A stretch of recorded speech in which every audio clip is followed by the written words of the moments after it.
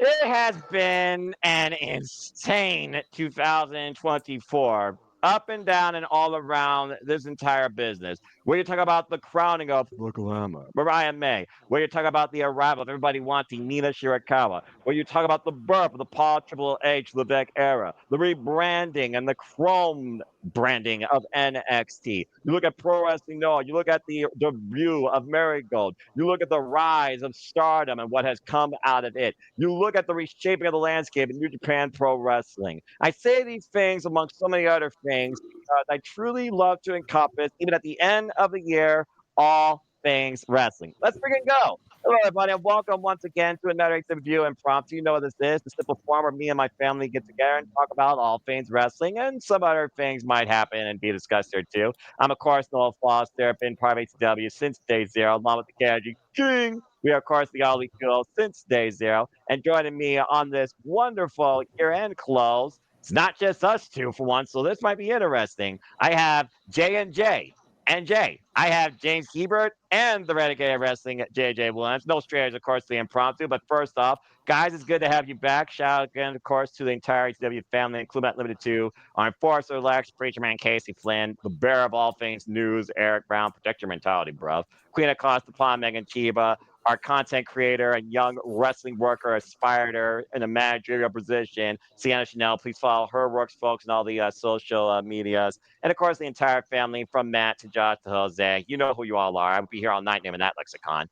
Again, happy holidays, post holidays to those that are still celebrating, whether it's Boxing Day, Kwanzaa, Hanukkah, etc. It's Christmas now has passed. Hope everyone had a wonderful holiday. And if you enjoy this, please ask for a comment, tell a friend. As we do these out of nowhere, and this is the last one of the year as we bid you a final adieu and hype up the new year too. Before we get into things, let's see how everyone's doing. First off, Wolf, good to see you as always, King. How was your holiday and how you felt like this year's been for you? What's up, bro? The holidays has been good to me. Like I said, like I just got to watch more NBA games, NFL games, especially my Lakers and my Warriors and Lakers game. Kind of disappointed the way how it ended by time, but we'll take a loss like that either other way. And of course, a Ring of Honor that just concluded with Boxing Day. Who would have known? Rockstar Tony appeared in Ring of Honor. Who would have thunk that? But Yeah, right. we'll talk more about that as soon as we get further dive deep into more of this. Sure. Yeah, dot dive, not flop like flop dollar, but that's a fair conversation. And look, he hasn't flopped lately, but still, there's a reason why Joe Hamdy wrote that song. You are banned from diving. And a number one hit, by the way. That being said, James, good to see you. I know that this is sure to be something. I had to do it one more time for the year is out. And now you know, King. This is sure to be fun, though, James. And I mean enough about it again with you. But how you feeling, man? It's good to see you after the holiday. How was your holiday, too? It was good. I'll be real. Like it was different. We had different things happen this holiday. It wasn't bad by any means, but yeah, I'm pretty happy with the holidays. Pretty much just chilled with family. Chilled with some friends before the holidays as well, so that was fun. And overall, getting back into the swing of things when it comes to the wrestling. So there you go. All the wrestling, all All the things wrestling. wrestling. There you go. Yeah, I'm sure. Well, that's good to know, man. I'm glad that you're doing well as always. It's good to have you back here in the ATW Impromptu Forum. It's also extremely a pleasure and a special because he's extremely rare to be part of this soiree. Because for once, he's not moderating the madness. I am. I fear that somehow he's going to be part of the madness, and I'm just going to go along with it. I don't like that at all. I don't like that. But that being said, Renegade is engaged, and he's always welcome back from the HW Impromptu. It's good to have the Renegade Wrestling JJ Williams back here on the forum. JJ, how was your family's Christmas, and how you felt about this year of wrestling overall too? It's good to see you. Well, as always, it is good to be seen. It's always an honor and a pleasure to share a screen with you, Noah. James, God only knows what he's going to bring us. And then to be next to this gentleman, the King, Kane, always cool Hi. to interact with him. Um, yeah, man, Christmas was good. Family had a nice time yesterday. It was an interesting one for my house because it was Christmas and then the first night of Hanukkah. So had the double dipping going on there because my daughter is Jewish.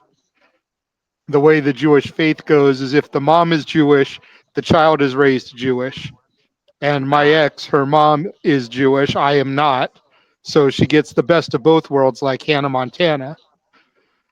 Um, fair. as far as wrestling, man, I think 2024 is the year of, well, that wasn't on my bingo card.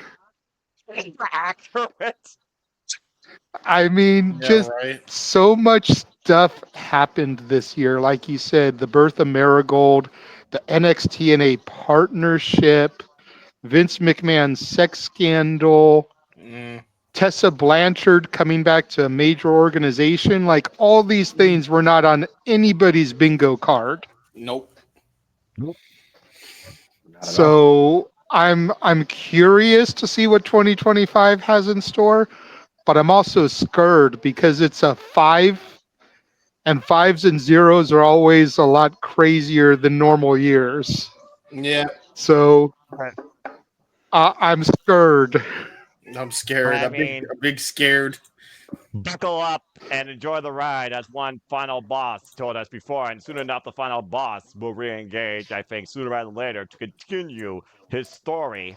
And I don't think it's nowhere near to finish. But that's fair. But again, yeah, different faiths, different principles. It all happens in the family. But yeah, my Christmas was nice and simple. My little brother and his girlfriend came over. We played some Jackbox. We had a nice dinner. There was some pictures thrown around. And my church got me a brand new computer. So I finally have modernized technology. I'm forever grateful for that. That was very nice of them. And overall, like I said, I don't need anything monetary. The greatest gifts I have is life, salvation, and family. And when I say family, I of course mean all you crazy yahoos that, of course, run up my blood pressure and friggin' have expenses of humiliation at my dignity for your own monetary gain or my own monetary freaking gain. But There's nonetheless, plenty of I of course that. mean that.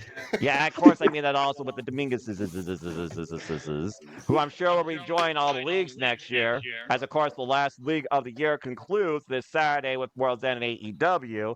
I'm looking very forward to restarting all these leagues again, seeing what other wrestling breakouts and what the fuck moments we get to call, share, embrace in. And for those that engage in social media, God help you.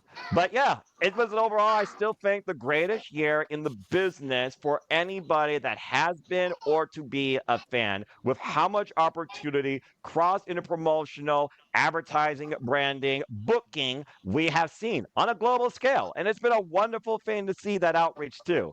But I think without further ado, now we got all the minor deductions and subtle gratefulness and thank you out of the way. Let's get right into this impromptu. Again, I have no script. It's uncensored. You know what I do here. I encourage you all to talk amongst us about all things wrestling, what comes to your mind. And I know prior to this, JJ, you actually had a topic to kick things off. So please, welcome to the forum. The floor is yours. What do you want to talk about? Well, every year, you know, different awards are given out across the industry, whether it's the Wrestling Observer Awards, PWI, whatever. Yes. I saw a thing earlier today from ESPN, and I didn't see everybody that was nominated. I didn't see all categories of awards, but I just saw a thing about how they awarded a tie to Women's Wrestler of the Year. And the two women that won it, and at first I'm like, okay, this is a cop out doing a tie. But the more I thought about it, the more I was like, yeah, I don't know if I could have solidly picked one or the other. And I was curious what you guys think of the people that they chose in the tie, because we have long said that TNA's Knockouts division was the leader when it comes to women's wrestling here in the States. Yes. Neither woman is a TNA knockout. Nope. One of them returned to her rock star roots after spending the majority of the year as timeless. Mm, And the other is a prodigy, Tony Storm and Ah. Roxanne Perez. huh. And like I said, at first, I'm like, man, this is a cop out. But the more I thought about it, Timeless Tony Storm gave us arguably the best storyline character work in the entire year. Anybody wants to argue me about it, I'll throw punches fighting this. And On one. I've lost my passion for AEW, but I will still go down swinging on that one. And as far as the Prodigy goes, man, it's hard to find somebody that's on her level right now.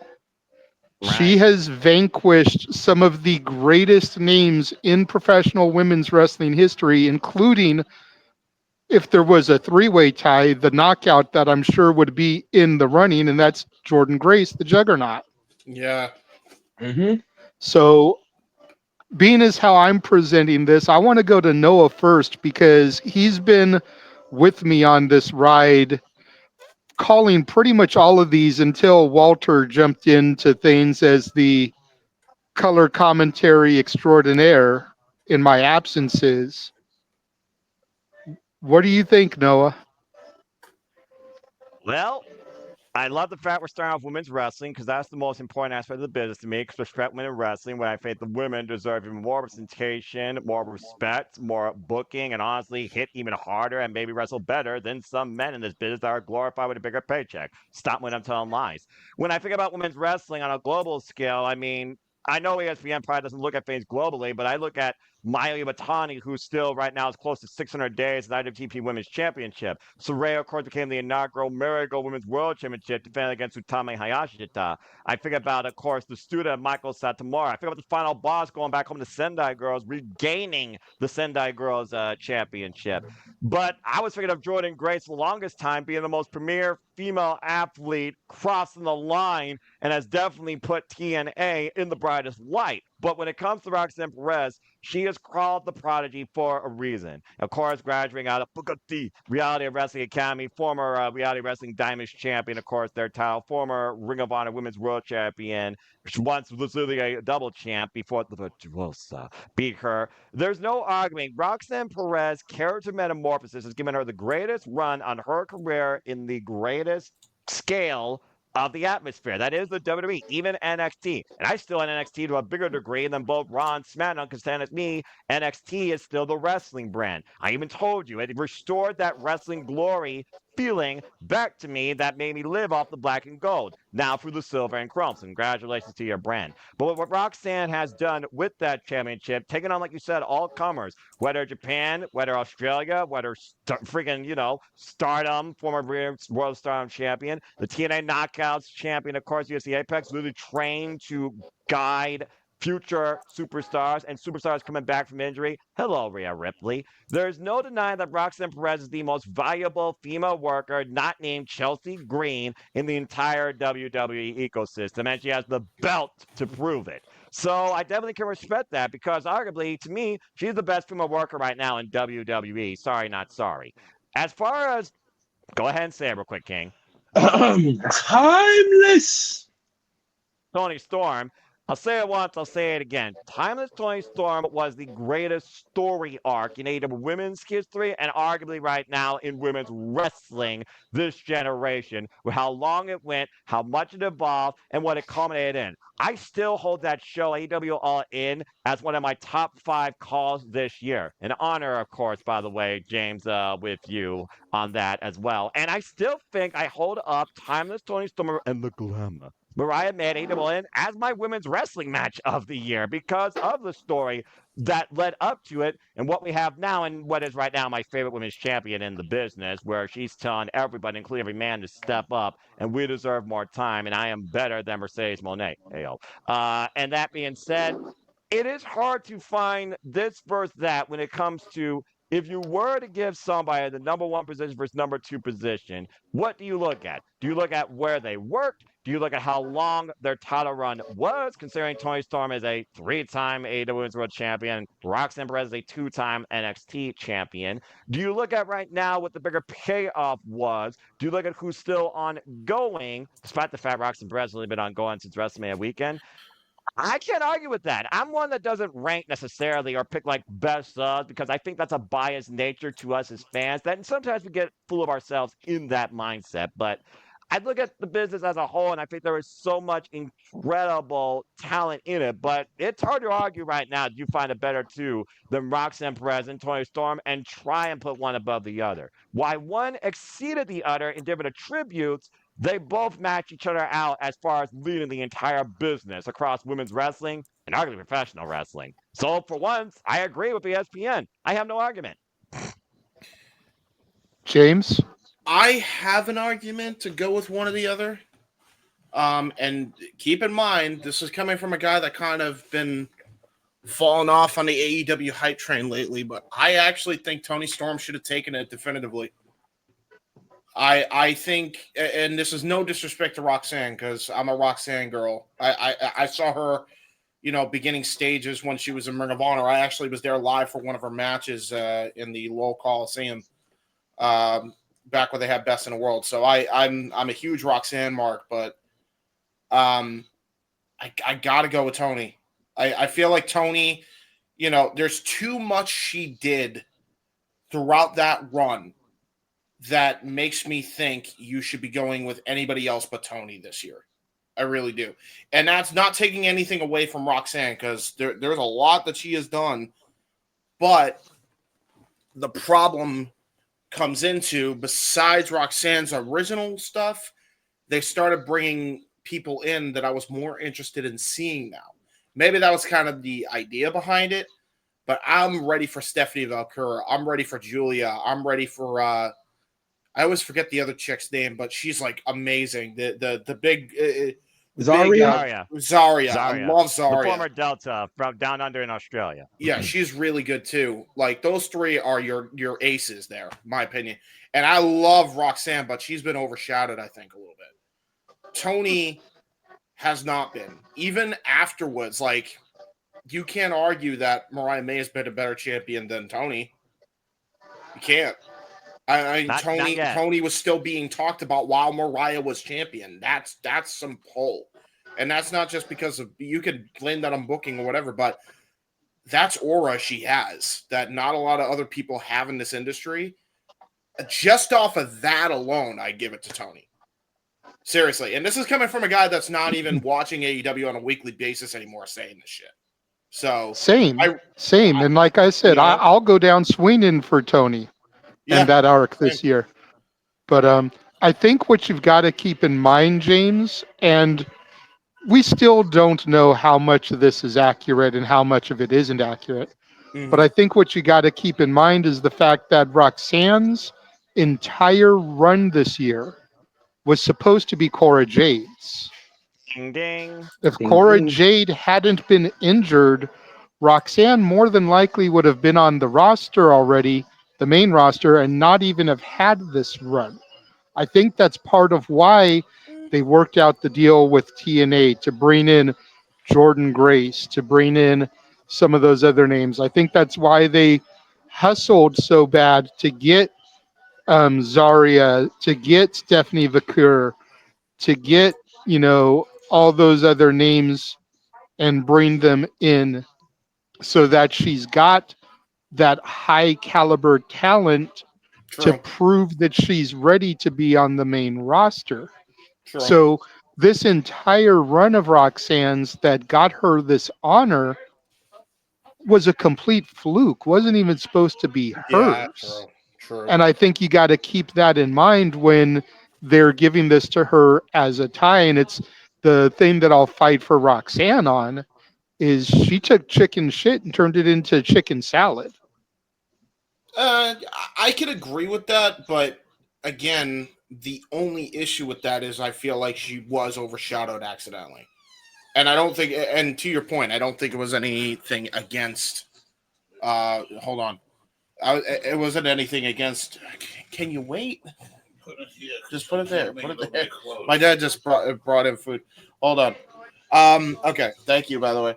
Okay. So where was I? Sorry. My brain just got distracted. You got to consider about Roxanne Perez, ... Yeah, but like, I'd still say all the women that they've brought in and all the women that they have upcoming, Like I'm a big fan of Lola Vice.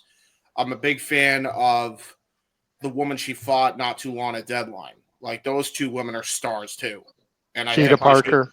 Jada Parker. I think all those five alone, Jada Parker, Lola Vice, Zarya, Julia, Stephanie Valkyra, those are your aces there. I think that's your main event division all day in the NXT women's division. I don't even see Roxanne sniffing it, and I love Roxanne. But like you look at every other, like these women are like world-class caliber in a lot of cases, or they have a really good character in the case of Lola Vice and Jada Parker. You know, I don't know what it is, but like something's missing about Roxanne, and I don't know what it is, but just something about it. I can't put my finger as to why. You know, that's no disrespect to her. I love her, but I don't know. Something about that is missing. Like Toni Storm has that it factor where I feel like there's something missing to have that it factor for Roxanne. I mean, that's Fair enough. Fair enough. And what's funny, she's already beaten Jada Parker, Lola Vice, and Julia while defending her NXT Women's Championship. And now she has Julia round 2 at New Year's Evil, and she has yet to face Cindy Valkyra, who's still undefeated in NXT. And Zarya is the newest kid on the block. So, I mean, it's one of those things also where you look at potential shown versus potential peak. And it almost feels like in your case, you've looked at Roxanne hit that peak to the point now we have this new crop that literally might be overshadowing the fact, despite she's still the face of NXT. Why Toni Storm was the face of the AEW women's division, but right now her aura is still there, even though she's lost in time and has returned back to Motley Crue Rockstar, where I really do wonder when she is going to become by what's the word I'm looking for? Bizarre World, the biggest fan of Mariah May, and maybe challenge her for the title at Grand Slam Down Under. Just saying. But again, that still is all up in the air speculation. That being said, King, let's go to you on this. And go ahead and start your piece. But I told you, I knew it when I said not yet. He was going to show up one way, regardless, one way or another, guys. I mean, it's the last one of the year. You knew he had to try and come out here. And now I got these two here. And this could get very interesting depending on what's discussed. Before he ushers in chaos, I'm still Keanu Reeves. I'm chaos controlled. So for now, King, why don't you go ahead and speak on this topic? Hey, James. By the Renegade. And hello, Eric. Good to see you. You're back. You're back just to get your clips for your show. I understand how it is. All right, King, go ahead and speak. Time with Story Storm, Roxanne Perez, Women Rest of the Year. Do you argue it still should be a tie? Do you favor more than one versus the other? And give your thoughts this versus that. The floor is yours. First off, Eric, it's always good to see you back on this ATW View Impromptu forums. Always good to see you, brother. Second of all, how should I put this? It's one disagree, but one it's like a one similarity, but one non-similarity. The similarity with Roxanne and Toni, I give them what the word of the day. Like, look at me still like I'm Mark Briscoe. The word of the day. The word of the day in this scenario is workhorse, because Roxanne and Toni have earned that workhorse title when it comes to the respective women's divisions. They know how to put in that work weight in their matches, and they know how to get the best out of their opponent. Now, this is where the disagreeing comes, like the dissimilarity when it comes to Roxanne and Toni. When it comes to Roxanne, I can't remember a memorable feud out of this title reign, because like JJ alluded to, this was supposed to be Cora Jade's title reign before it was ever becoming Roxanne's. And then with Toni, it's more like the All About Eve story. Like, it had us hooked when Mariah first debuted with RJ City, and then it carried us on into August of 2020 of this year alone with All In. Like, and I was so hooked and I was so invested, and I was just like, whoa, where has this booking been all these years ago, Toni? Like, this is the best women's storyline that you could possibly ever come up with. Oh, like I know where it came from. It came from the fact that they got Monet, and therefore they had to put more effort in. But I feel like before that, Eric, I feel like with Athena and Billy Starks back at Ring of Honor Final Battle last year, that woke up his eyes and decided to be like, okay, this is what women's booking could be like if I actually put the effort to it. Thus, hence Mariah May and Toni Storm was created in AEW, and it was the most invested and most talked about women's storyline in as far as the states, as far as I'm concerned.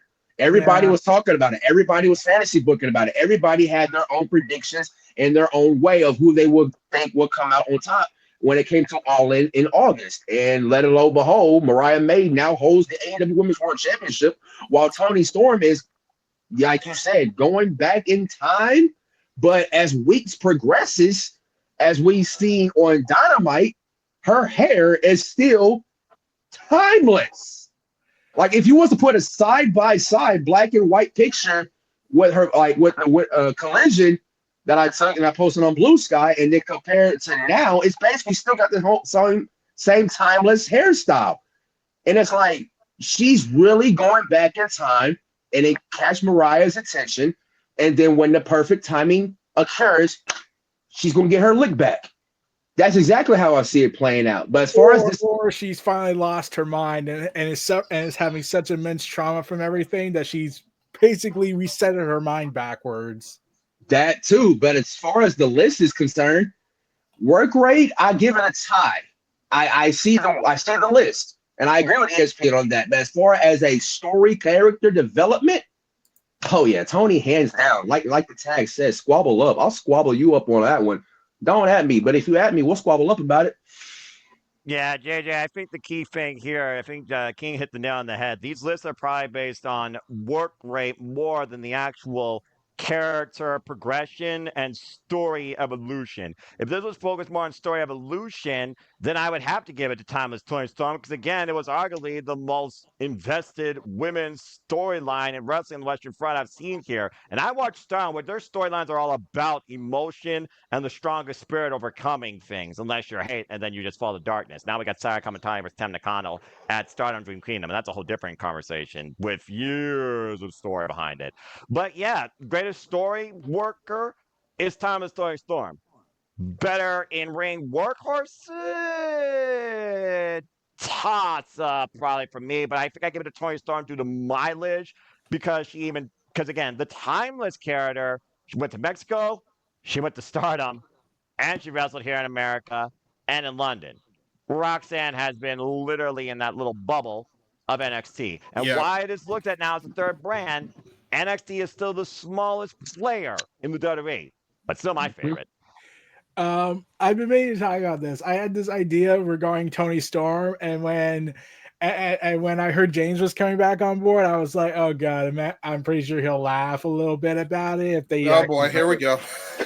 Oh no! I knew this was coming. So you know how Toni Storm's mind is currently fractured, and she thinks it's 2022. Yep. Or 1984, but yes. Yeah. Well, imagine like next year, she thinks it's 2023. And then this episode of Dynamite, the Young Bucks come back. They come back. They're looking excited to come back, and then Toni Storm comes to them like, "Oh my God, guys, welcome back!" And the Young Bucks are all happy about it. And then they were like, "Yeah, I can't believe you guys are back. I heard what happened. Like, damn! I mean, no. Keep her far away from the CM Punk Young Bucks bullshit as possible. Please don't involve her in that mess. She did not deserve this shit. No. But James, this is the payoff. You might like this. And then the Young Bucks, when she goes ahead and talks about the brawl out fiasco, and talks about how, hey, I also heard you got hit by a chair. How's that doing? And then the Young Bucks just look at her. Then they slowly turn to the camera. Then they slowly back away into their cars and just drive off. Oh, that means more time for the Young Bucks to stay off TV after the bullshit they did? All right, I'm interested. I figured. I know they're probably not going to do it. I'll probably get paid before I get that. You're still not getting royalties. Let it stop go, trying. Eric. Let it go, bro. Let it go. But Never. That being said, well, I mean, again, some people hold on to things and never move on from the look, past. I'll probably get paid for royalties. Then I'll get Toni Storm making the Young Bucks walk away after referencing Brawl Out. Oh, you're probably right on that one. I mean, again, some things are better off forgotten in the past. But anyway, Eric, good to see you. How was your family's Christmas? And let's go ahead and get your thoughts on Thomas Toy Storm versus Roxanne Perez. Go ahead and speak, man. Well, Normally. well, let's see. I've only just recently got back into wrestling because let's see. I haven't been able to watch really anything.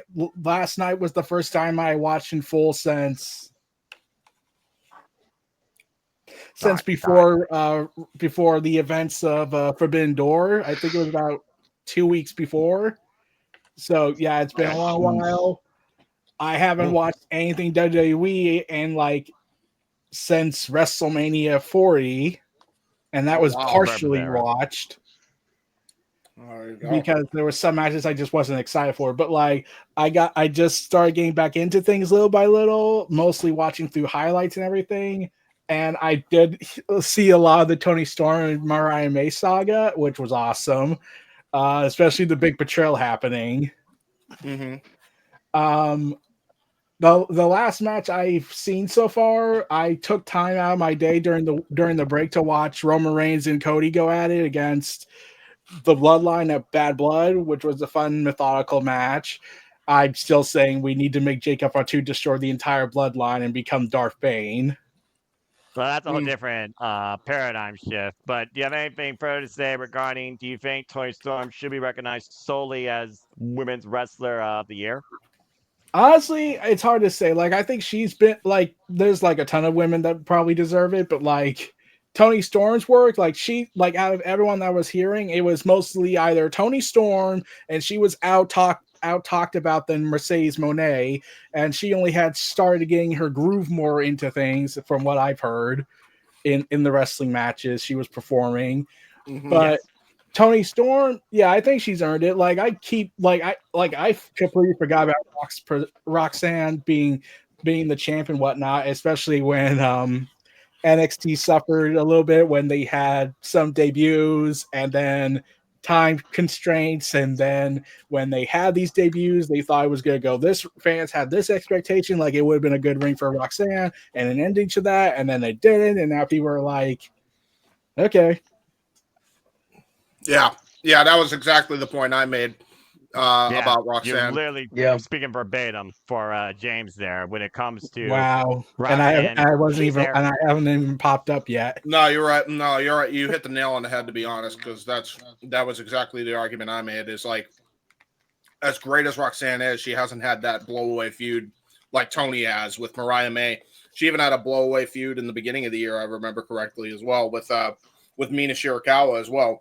And that all blend in together pretty much. So it's it's all off the back of Toni, really, when you really break it down. The whole the Mina thing came in during the summer, though, James. The Mina thing came in during the summer with Forbidden Door, and then the cause and effect. Mariah May had a fallout with her sister that she still recognized as a sister at Winter is Coming. Her first feud of the beginning of the year was with the virtuosa Deonna Purrazzo, back to their long-term history in Stardom. And now Deonna Purrazzo leads the Vendetta, while Toni Storm is delusional, and Deonna doesn't want nothing to do with this shit. And speaking of the Vendetta, here's the thing: when I heard they were forming a faction around Deonna Purrazzo, I was like, okay, we do Monet Corporation, the Vendetta before Camille got injured and before other stuff happened, and we do the first ever women blood and guts match of them. Oh, I still think that is something that can happen because Sky Blue proved that she likes violence.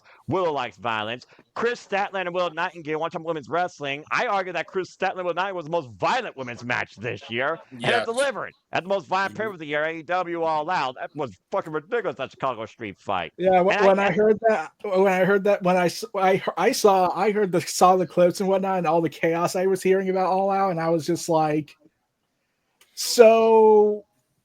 Can we just change the name to ECW Rebirth? Because that's what it was. That's basically what it was. JJ, you got your hand Look in the Hammerstein Ballroom. Anyway, JJ, what's on your mind? The only way I'm okay with that idea of Eric's is if the other 4 people on Mercedes' team turn on her during the match, and all 9 of the other women just beat the piss out of her. Yep. Make it like when the Alliance originally formed. Yeah, they have not done her any damn favors with the booking. Which is funny because she's the one that brought, who was it, Peppermint into the fold of the women's writing. Jennifer Pepperman. Jennifer Peppermint, I believe. Yeah. Yeah, and Tony's benefited from that more than freaking Mercedes. Oh, like I felt like Mercedes Monet's match output has been doing better, but like in AEW. now it took a because her opponents are carrying her ass. Yeah, well, but this was my take. Like, if she had been getting this kind of quality matches, she probably could have had an argument for being workhorse for the women in AEW. But since it started at the last minute, essentially, it goes to Tony.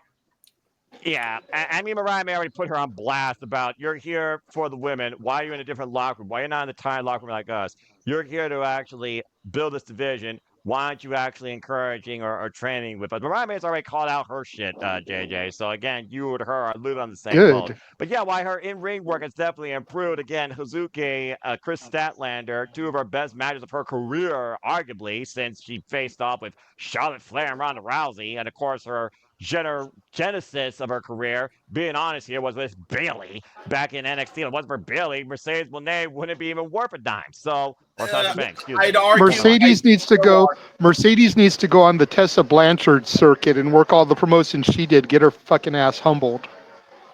I will say, well, she didn't do nearly as much damage as Tessa did. I don't care, James. I'm making a point. Let me make my point, man. But, okay. Whoa. My point.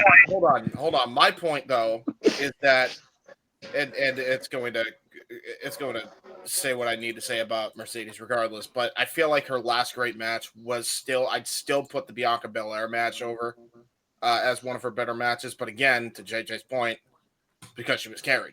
So, I mean, like, I hate to be that guy, but like, she's been carried. Even when she showed up in New Japan, she was carried because she was an outsider pretty much in that entire thing.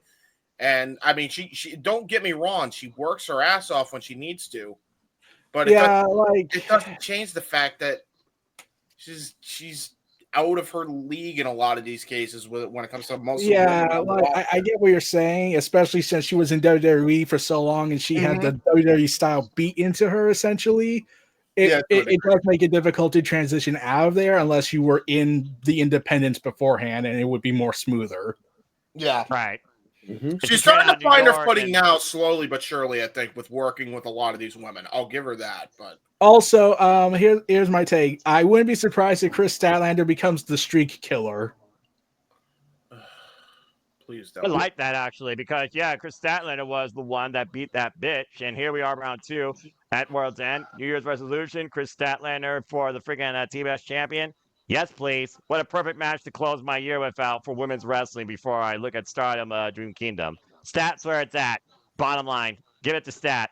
It's not even preview time, but I don't give a damn. That's the one. I'll be honest here. Outside of the Continental Classic, this is the one match I care about the most on that entire pay-per-view.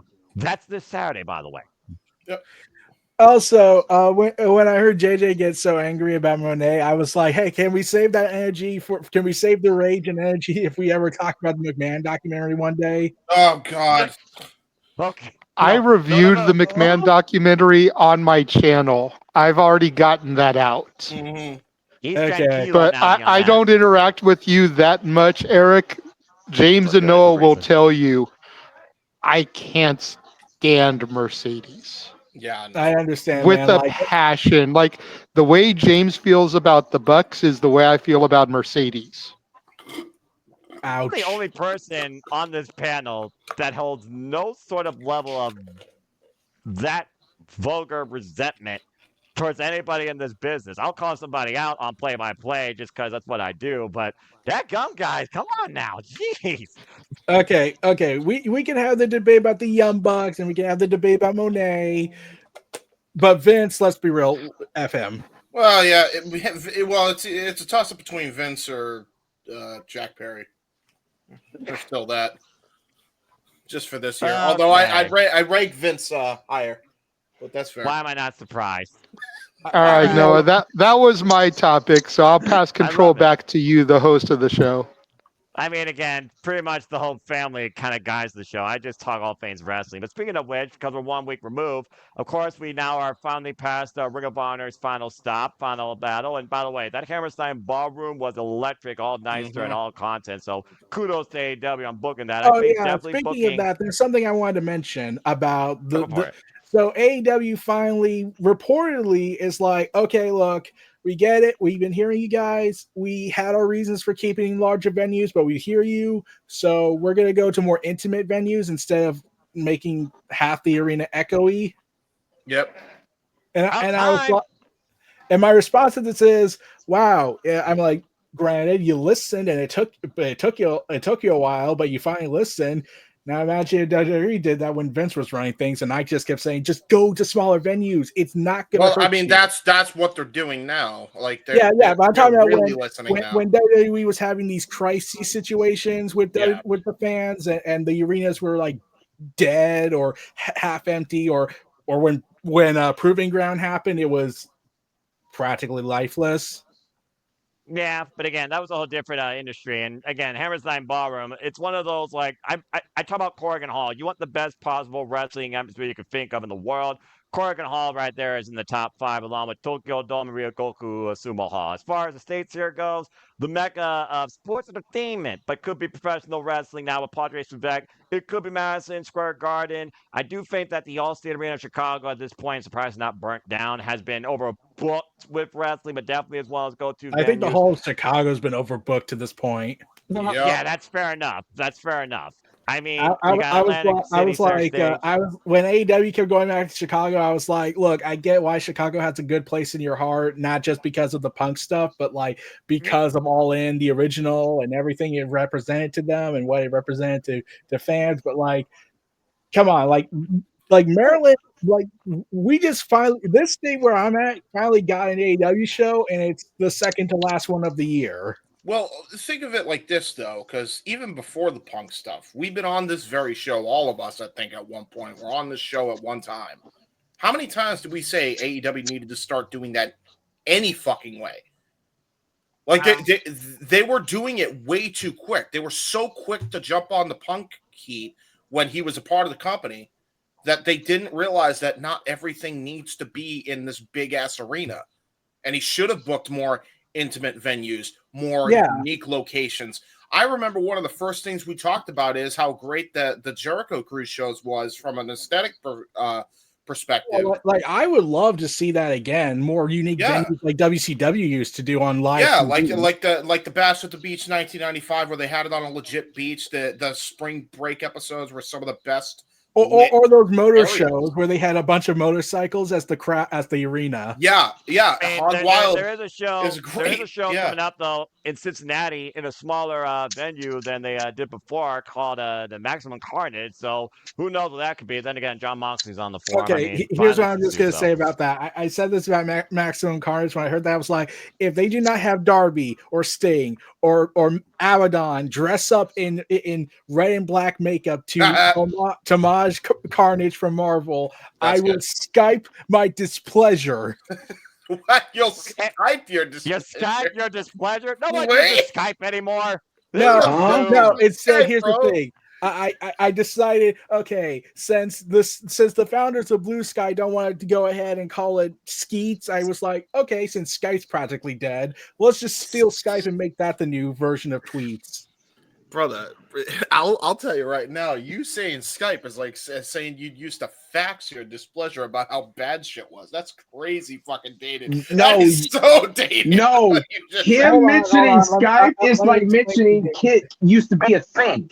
Yeah, right? That is accurate. Right? Oh my gosh, this is accurate. But look, it probably made me feel dated. Well, yeah, but that's obvious. Is that a PlayStation controller? Right. No, look at the aesthetic of it. Yeah, the DualShock. Yeah. It's the original. The aesthetic of the PlayStation 1.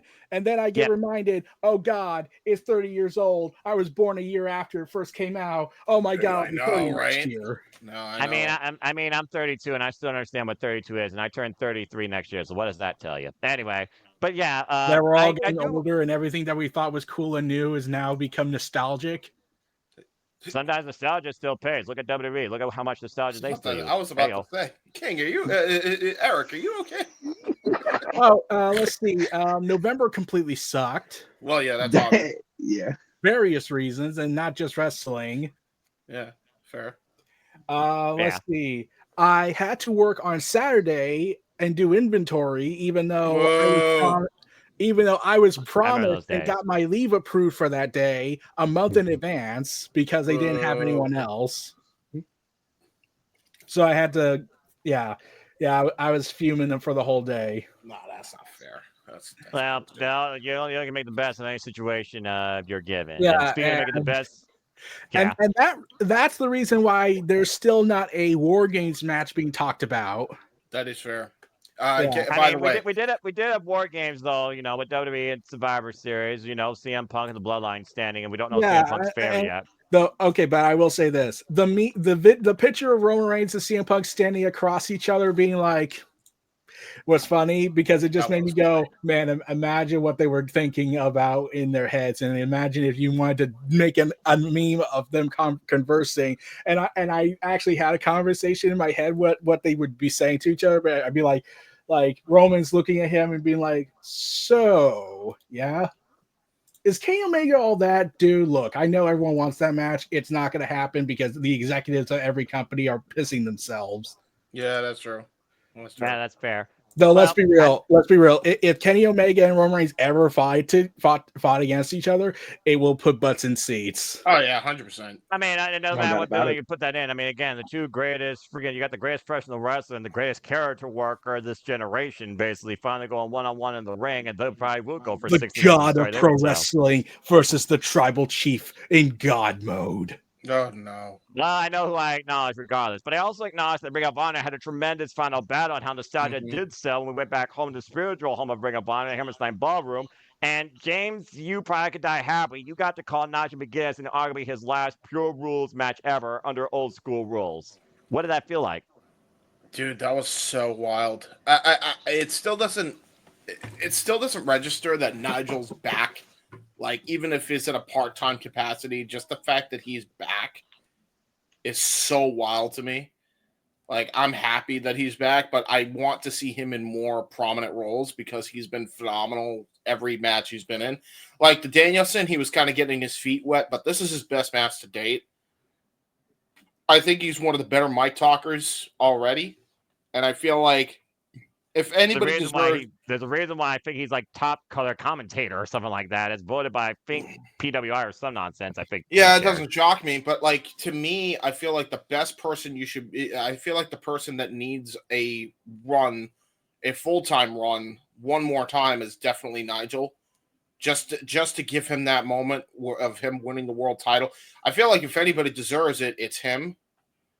Maybe not. Maybe you can't give him the world title because given the situation with what's going on in the main event scene right now. But at least Continental, International, one of the two. Like I feel like if anybody deserves it, it's Nigel McGuinness. He's been busting his ass lately. Every match he's been in, and this was his best match to date. Was with Lee Moriarty, and Lee Moriarty, he made him look like a fucking $1 million. So. Yeah, Lee's go now. Speaking of the main event scene, I wanted to bring this up for you. I can actually see Nigel challenging Moxley down the road, mostly because he'll just begrudgingly be like, "Oh my God, I'm defending Bryan Danielson's honor." Well, I mean, there was that shuttle shove, so long-term storytelling or subtle storytelling. There was that shuttle shove at Wrestle Dream, and Nigel didn't respond to it or react to it because, again, he was a commentator. If he comes back as a competitor, then I can see what you're going. If, he finds Jon Moxley absolutely outrageous with what he's doing and trying to burn the entire AEW landscape. I feel like he's got to be involved in this somehow. I feel like just because, like, if anybody can get that over, it's Nigel.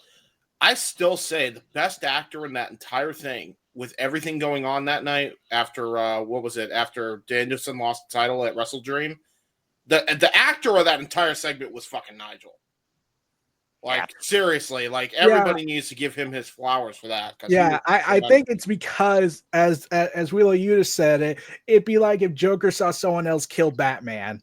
Right. Mhm. True. That's accurate. I mean, you're talking about giving It's people gonna be flowers. I real. mean, let's think about this. Sting retired at Revolution. Michael Satomura is retiring next year. John Cena is retiring at the end of next year. Hiroshi Tanahashi allegedly is retiring January 4th, 2026. So when does Nigel McGuinness get his flowers, according to James, if he does, like, go after a world title? Like, you would think that the match with Bryan Danielson, that was the swan song to arguably his greatest rival in his entire wrestling career. Then he goes home to Ring of Honor, where he was undefeated in the Hammerstein Ballroom, finally loses under his own rules, old school, pure rules. I Yep. don't really know if it almost feels like to me that Nigel McGuinness is on a spiritual bucket list to close out his wrestling career the way he wants. And I like that, but for James to go as far as saying that he needs one more world title run or at least one more world title shot, is that the end note that you want to actually see, James? And if so, where?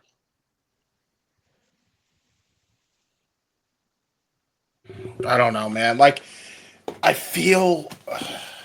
just feel like he deserves something. Just because he's that good at what he does. That's what I'm saying. It doesn't have to be a I world agree with title that. or a world title shot, but I feel like he deserves a title in AEW before he wraps up his career.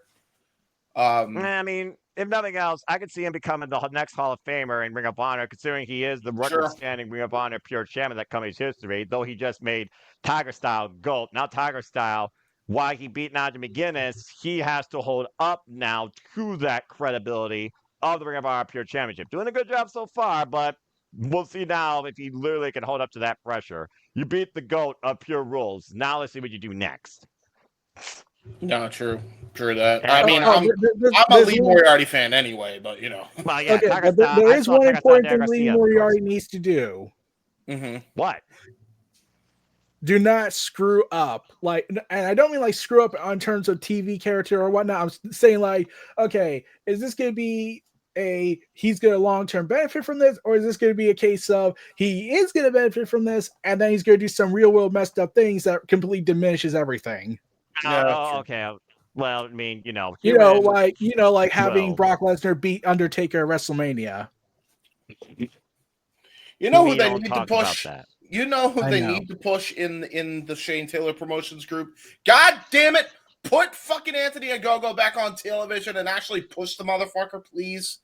I think he's injured, isn't he? Huh? I think he is. That's Is why he he has been injured yet? gone. I think he's been injured Matt again. Sydal's Yeah. also injured. Nah, really? What this time? I don't know, but I do know Matt Sydal said he was going to get a long-term injury be addressed. Apparently, he had a foot injury, which fucking Anthony Ogogo got a foot injury? No, Matt Sydal. He's taking time off as well because he's getting getting surgery for his foot that he's had for years. Yeah, like Sky Blue, for example, was a freak incident during a match with Carl Sheila, and that's why she's been out indefinitely. I look forward when she comes back, by the way, because, again, this women's division's got a lot more potential than ever, especially with Julia Hart back. We got Julia Hart versus Jamie Hayter fight for the fall. But anyway, getting back to ROH, King, you and I, we always talk about honor. We casually watch Ring of Honor now because, again, the TV, we're like, what the fuck's happening, and why should I care about anything else besides Athena, where we hope somebody will stop her? But dadgum, man, if Billy Stars can't do it in the Amazon Ballroom, and you just saw Bizarro World, where now it's like literally Billy and Athena forever. What the fuck is happening? What do you guys say regarding that main event match and Bring Up Our Final Battle, and anything else you guys say regarding the aftermath? That match had me the same emotion that it did last year in Final Battle in Garland.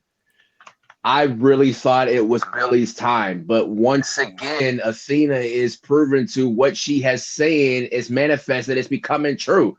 Like, she may become ROH Forever Women's World Champion at this rate. She's the gatekeeper of the Ring of Honor Women's Division. Might as well say the gatekeeper of the whole Ring of Honor at this rate, because who's going to stop her?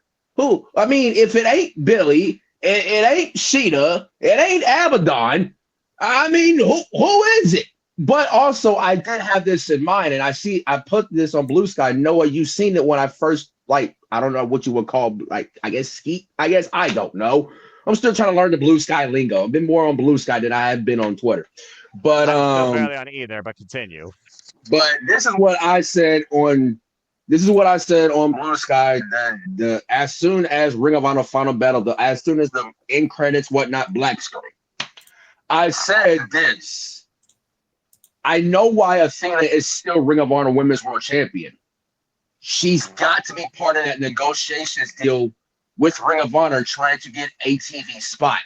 That's the only way this makes sense from a business standpoint. Yep. But if especially Jericho being the champ. And of course, she's going to be going to Tokyo and to represent Ring of Honor in the International Women's Cup at Wrestle Dynasty. So, of course, you got to have a major Ring of Honor representative. I mean, I thought it was going to be Billy, and I thought it was going to be Athena. There was a lot of candidates that, especially in that four-way that we had with Red Velvet, Layla Hirsch, Billy Starks, and Athena. But, of course, Athena won. So, of course, they'll give her I guess, Ring of Honor from a international standpoint, a little bit of spotlight. So, but here's what I propose, and it goes like this. When the TV deal gets announced, you have Athena and Billy 3, but you put a stipulation, and I've seen you make that comment on that stipulation, bro. I did. If Billy loses, she leaves Ring of Honor forever. Same goes with Athena. If Billy beats Athena, there's no more Ring of Honor for Athena. It's got to be the first TV deal or the first pay-per-view of the new TV deal. It's gotta be at this point. I can agree Forever with that, has especially since you could still add the tension to the fact that any one of them could lose because, well, if they leave Ring of Honor, they can at least go to AEW. Sort of like Sami Zayn and Adrian Neville. By the way, I've been meaning to say this. Pac, put on some damn pants. Oh no, here we go. You're like James. Here we go. Let's not go there. Seriously. I would like to think that he actually does wear pants once in a while.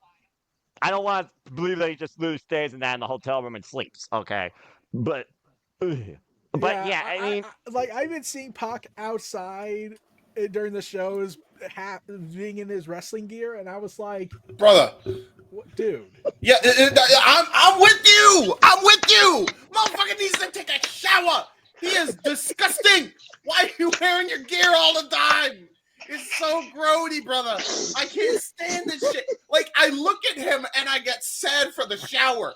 I get sad for the shower head. Because I'm like, this poor man needs a shower. And there's so many different showers that can clean this man. But he does not want to be clean. He wants to be a dirty bastard. And I can't stand it. It always confuses the fuck out of me. You see everybody else in street clothes. You see Mox. You see Yuta. You see Marina Spear. Everybody's in their proper attire. This motherfucker's in his tights 24/7, 365, it feels like. And I don't understand why. This is so, like, he is the Vader of pro wrestling in the modern day. The guy never washes his ass and he wears his gear, does not wash the gear. And I don't understand why he doesn't do this shit. But he was on IG promoting that he was going to go on Mexico on CMLL, and he was wearing a jacket, shirt, pants, and shoes. Oh, so that's when he'll decide to freaking wear a suit and look proper. Not any other time when he's on the screen with the group and not having anything else but his fucking wrestling attire on. We're going to have him, that's when he'll choose to dress nice, prim, and proper. It's what he has to go for an interview. Probably because here's the thing, James. Here's the thing. My headcanon philosophy why Pac does this is partially because he secretly doesn't want to admit he's a nudist. He just wears his wrestling gear and was like, I'm just going into work. I'm definitely not doing anything at home. I don't even understand how we got to that conclusion. I didn't claim him to be a nudist. I just claimed him to be a dirty Look, James, you have to understand. Ever since Bryan Danielson entered AEW, it's been all horny wrestling. That's true. That's fair. That is fair. Yeah, remember, Wardlow said this. Oh, I don't have women chained to my basement, but I certainly have them chained to my bed. Do we have to bring that up? Right. I forgot he tweeted that, Jesus Christ. Welcome to AEW After Dark, coming to a YouTube channel near you as the Renegade of Wrestling returns to the madness. Don't give them any ideas because they might do it. Okay, hold on. JJ, go ahead and say something. Welcome back. What was that? What the fuck did I pop back into? Brother, I was on a rant about how and Eric caused chaos. Yeah, no, okay. So I was just saying how Pac's just a dirty bastard, and then like he barely wears anything else but his gear. Feels like. And then I mentioned that time that he promoted CMLL whenever he was doing on Mexico, and he had like on a shirt and some pants and a jacket on and some shoes. Yeah, so he pointed that out, and I'm like, okay, well, he's just a dirty bastard, except for when he needs to be in an interview. Then he's like, oh, fine, I'll get myself into a nice, proper suit, look proper. And I'm just saying he'd rather be a dirty bastard almost 24/7, 365. And that somehow got misconstrued by Eric to say, well, no, he wants to be a nudist. And I'm like, huh? Yeah, that kind of took me out just a little bit. Sorry, I asked. What? Well, you asked, JJ, so we're going to give you the answer regardless. I don't. That's why I said I don't it. I'm know. sorry, I asked. Okay, well, going back to what we were talking about before the bastard pop triggered James, we were talking about Ring of Honor Final Battle takeaways regarding Billy Starks not being Athena. 1 year to the day, the story continues, and now it looks like they are together forever. And then King was actually proposing that they pull the trigger at the TV deal once it's pen to paper, maybe on the first paper following the deal. And of course, actually, my tweet or whatever they call Blue Sky thing. I don't know if I did on one or both about loser leaves ROH forever. So we were just getting some takeaways regarding the match. Wrong result. It wasn't meant to hold out this long. Does forever need to carry on, especially in Bizarre World where Lexi Nair's fired from MIT. I did not see that coming. So JJ, I mean, you spoke verbatim about this during Cinema Predicting, and unfortunately, I hate you. You were right. So, do you echo the similar sentiments that King's talking about here? Do they pull the trigger when the TV deal is finalized at this point, or do you think Billy ever does it? I mean, Billy has to be the one, right? I mean, I do believe that I said on Simply Predicting that they pulled the trigger on the first big TV episode. It's the same reason why Jericho is still Ring of Honor champion. Yep. Name recognition. Yep. Mm-hmm.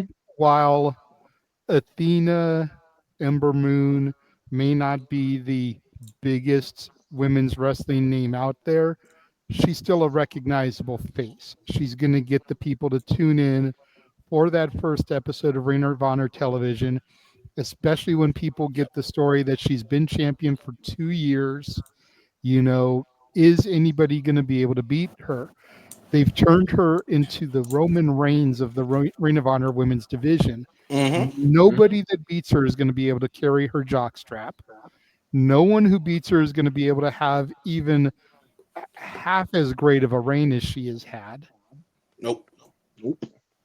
But people are going to remember the name of who beat her. Yes. Correct. Yep. Yeah. And I do feel if anybody deserves a reign that lasts as long as it does to get to a Roman Reigns-esque level stats, it's definitely Athena. I haven't told it on this program, but I'll tell the story here. I met the woman at PAX East. It was 2019. And she was fucking, like, you could tell she was going through it. Like, because she had her arm in a sling. This is when she had her, like, legitimate serious injury. I think she's well documented it, and people have heard her talk about it throughout the years. So I think I'm comfortable in saying everybody knows what I'm talking about here. She had her arm in a sling. This is back when she was still in WWE, and I told her, because she looked down in the dumps, you know, and she was hanging out with Xavier Woods, Austin Creed. And I told her, I'm like, listen, there's a bump in the road. You're one of the best in the freaking world, without question. You're going to make it past this. You're going to be one of the best in the world again, and you're going to have the opportunity to prove that. Years later, and I'm so freaking happy I was right, because you know, I'll always remember how that made her fucking smile, because it was the first time she fucking smiled all day.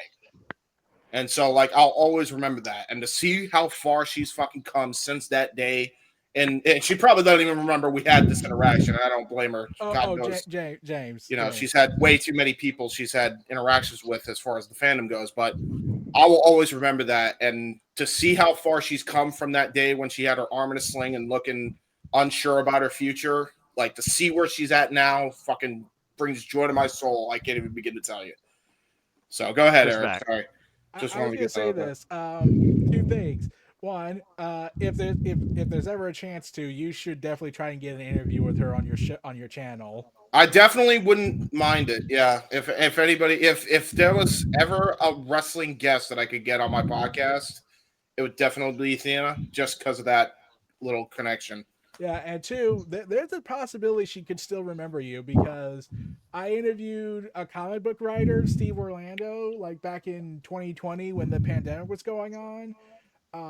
Then I uploaded it and everything. He retweeted my post. Yay.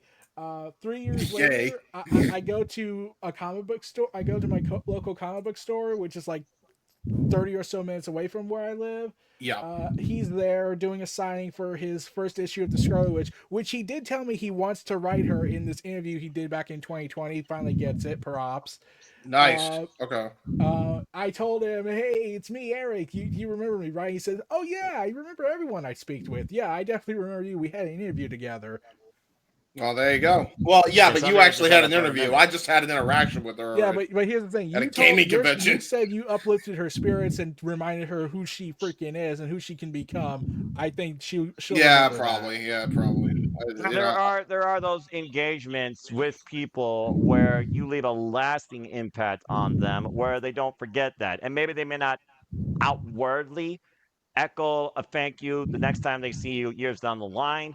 But there is something that they carry on with them from that initial interaction that you should always be grateful for, and they should be grateful for themselves. It doesn't have to always outwardly be exposed, but it sure as hell, I think, is always going to be known if you leave that sort of impact. Hell, you were a minion for Athena before she became a minion overlord, so Pretty much. there you go. I don't know what your number would be, but kudos to you, James. That's very noble of you. I at James least would be -1. -1. Yeah, that's true. I'd be That's Brody Lee Jr.'s number. I know, that's why I used it. So Dark Order before I Dark love Order was how a thing. we just went through this entire whiplash, by the way, of we just had the greatest comedy hour and now we're just like very emotional damage on the podcast. This is what the ATW Impromptu James, becomes. We can go from comedy to emotional to potentially enraged vitriol if we talked about the McMahon documentary. That is true. That is true. Although we'll save that for my podcast when we get to my podcast after. Yeah, That but will be say, coming. I will That's just a say different- that's a this. different I'm one. just gonna say this. What? I wrote this on Twitter before I had fully left the site. James, by the way, are you ever gonna join Blue Sky and get away from that place? No. No. No, I'll be honest. There's a couple reasons why I won't, and it's not anything. I have nothing against Blue Sky, by the way. Like I just say like, oh, people are leaving Blue Sky because they don't want to hear negative takes. It's whatever. I just say that for the memes. I have nothing against like trying to cleanse your feed. Lord knows I had to do it. Before. Admittedly, Elon Musk completely fucked that up shit up for everybody. But the couple reasons I won't is because one, my phone storage will not allow for me to download Blue Sky because it is just as much of a fucking resource hag as Twitter is. So there's that problem.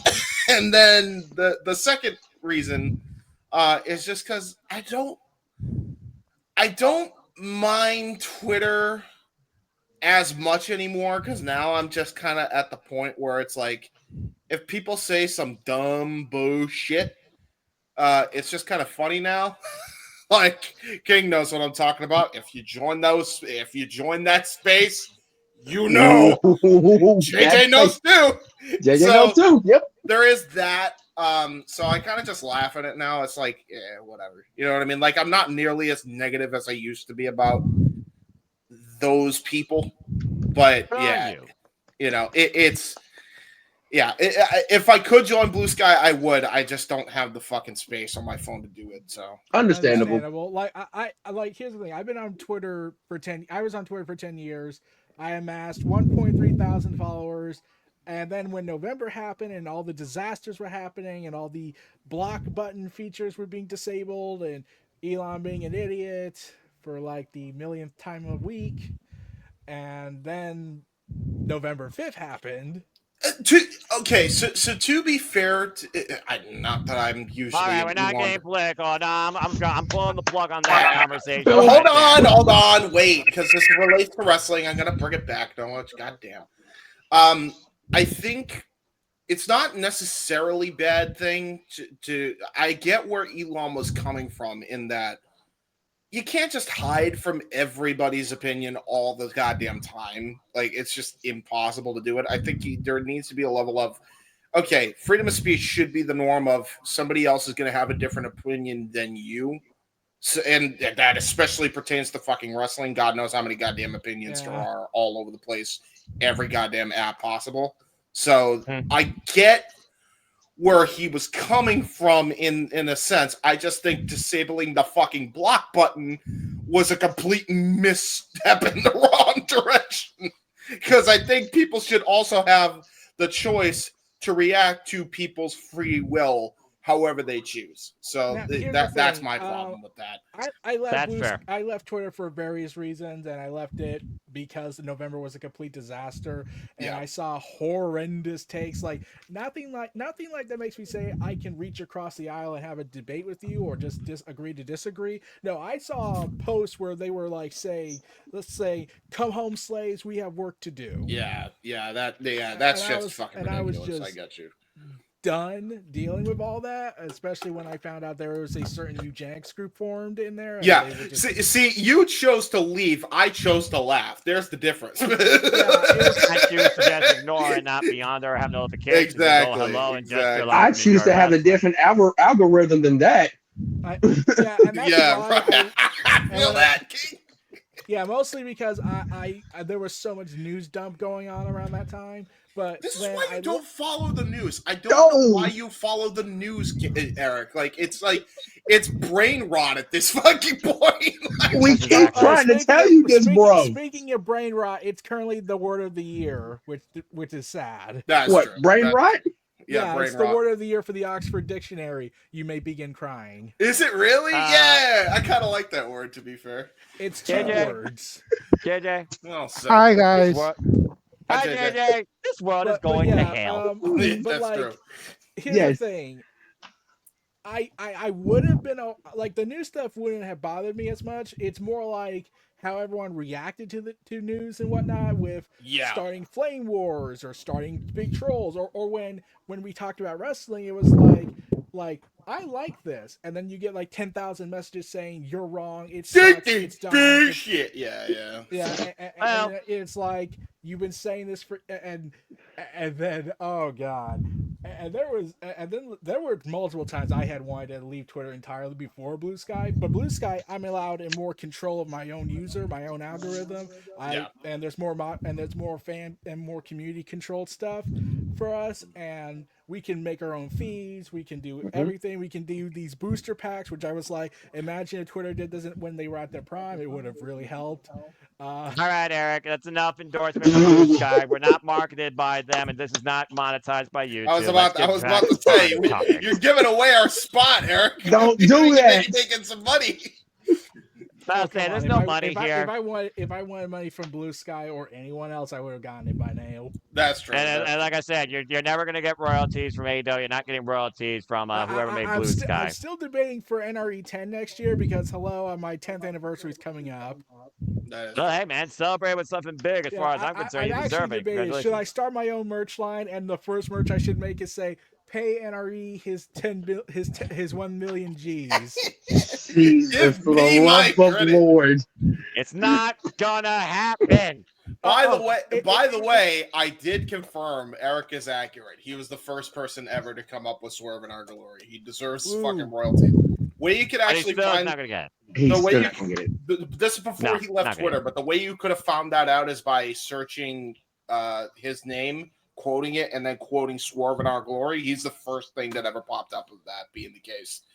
So there you go. Well, he's always got that accolade. And speaking of first, Commander finally got his first championship. We have recorded evidence on podcast. Mm-hmm. Well, again, try and put that to Swerve until they can't see of the answer. But here's the thing. I was following Will Washington. I could have contacted him and said, hey, I came up with Swerve in Our Glory as a name. Tony Khan took it.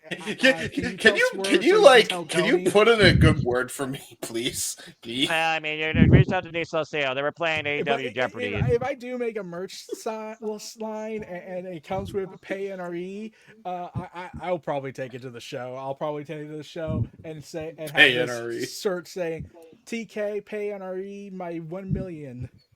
All right, well, take it to the Hammerstein Bar next time they go there. Speaking of which, congrats again to ROH on a tremendous closing show. Commander won the Bring Up Our Summit Championship.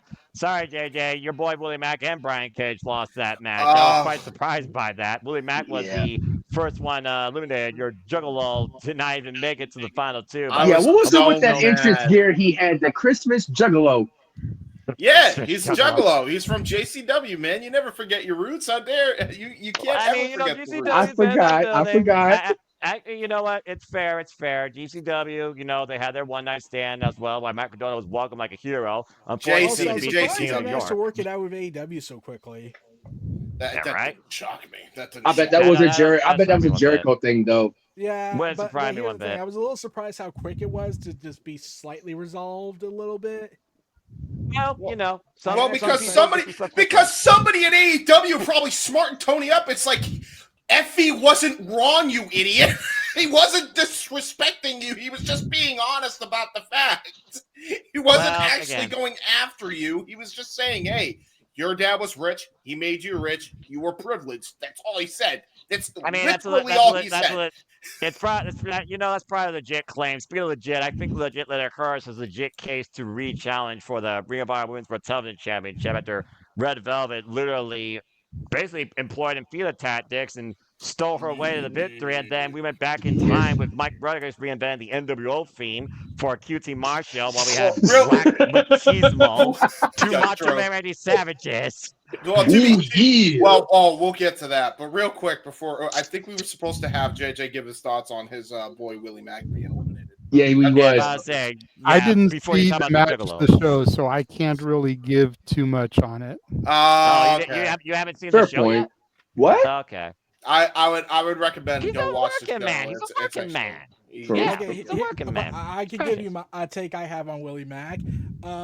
It was wrong for TNA to fire him before his contract got him $1 million. Oh no, we all agree on that one. Yeah, there's no argument there. But again, the TNA didn't have the money to back him up, and that's still debatable right now. Then but why add that to the contract? Like, let's be real. Why put that in the contract? Yeah, Scott DeMarc. He was the last guy. He was the last guy there. And then he made Maple Leaf Pro Wrestling, and we had two of the best shows we had this year, including Speedball Mike Bailey versus freaking Konosuke Takeshita before I got knocked the fuck out. Of course, we also along with Alexander and Takeshita. That was awesome. Yeah, that's up there as well. Takeshita also a breakout star of the year for me in the business. Also, I said this on my YouTube channel on Wrestleverse when I saw the match. I was like, I said, imagine the amount of mental gymnastics you have to take. You have an AEW wrestler saving a TNA wrestler who's partnered with WWE, who hates the other company for right. And then you have all the politics surrounding TNA and Maple Leaf Pro Wrestling, especially with Scott D'Amore. Scott D'Amore is the unifier we need in pro wrestling. Is all I got from that whole description. This is accurate. Yeah, I still think he should be given an offer to at least help with Ring of Honor. He is. Well, I mean, he'll create the new NWA territory system. I highly doubt that's going to happen. By the way, look, it can't be any worse than what NWA is currently doing. Well, NWA still exists for a reason. To be fair, is a great champion. Yeah.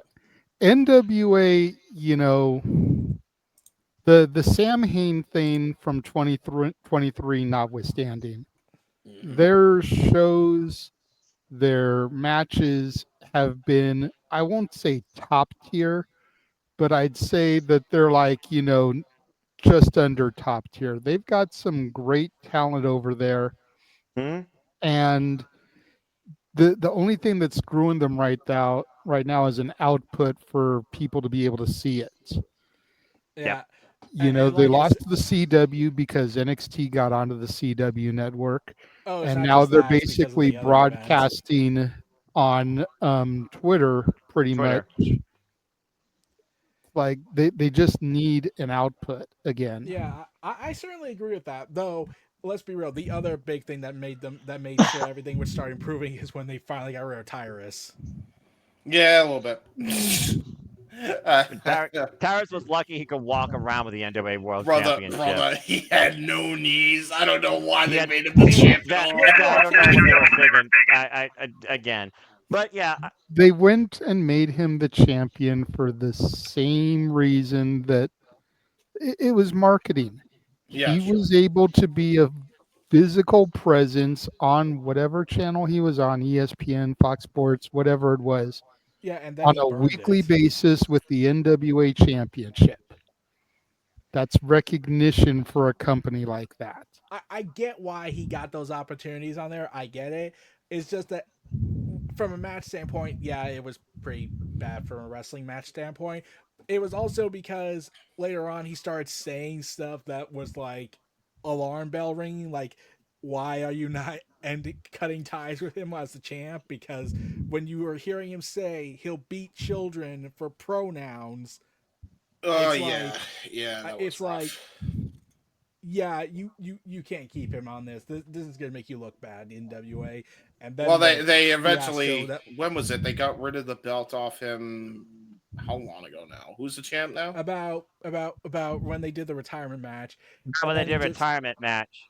And then yeah, EC3 became NWA World Champion, and then he really led the territory, fans, including his own promotion. I think he's running right out of the Ohio area, and I think he's still champion.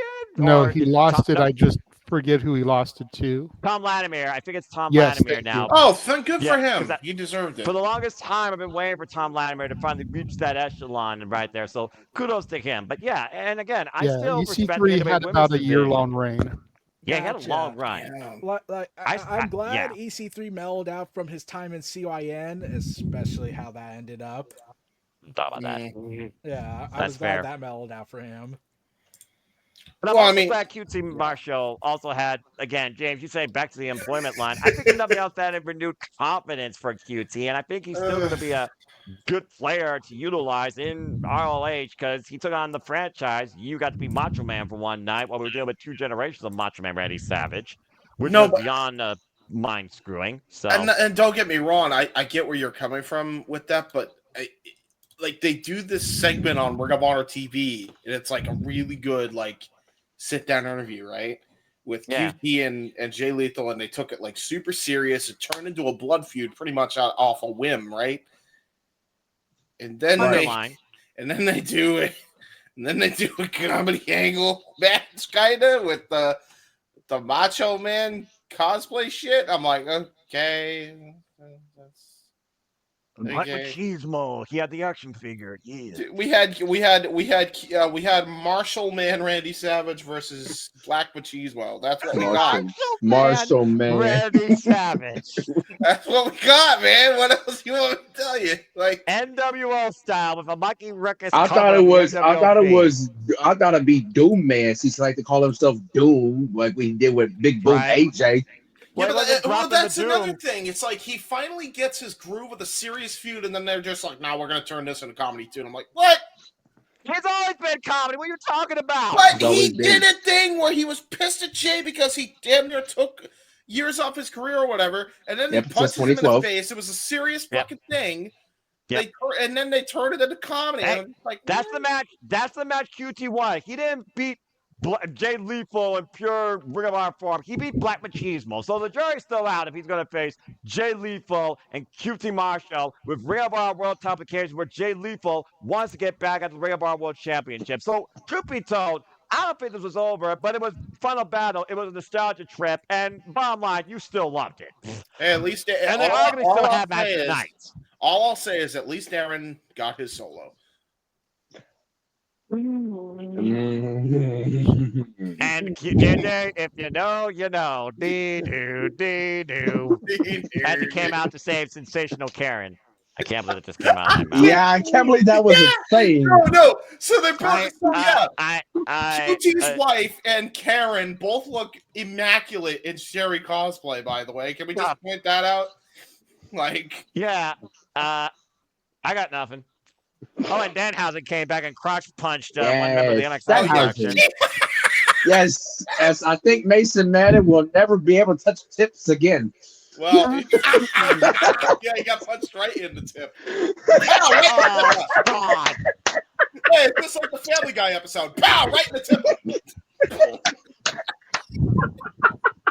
Oh, why is touching tips and scissoring the words of 2024 in All Elite Wrestling? It's been cast. It's been cast. Look, we Ay, could probably ay, make this ay. funnier if they punched if they punched Matt if Dan Hansen punched Matt Caster in the area. Dan Hansen. Dan Dan Housen. Hansen. I pronounced So it you wrong. get Dan and Stan Hansen? Like, oh, I I thought like Chad Danhausen does not know how to deliver a lariat that could break your jaw like Nigel McGuinness or Stan Hansen, Eric. Would it be funnier if he did that to Matt Caster after all the BS he's been doing? Look, there's a lot of weird stuff going on right now when it comes to the Acclaim and Excellent Collection. I'm not even touching on a 10-foot pole, all right, bro? So let's go ahead and step away from that.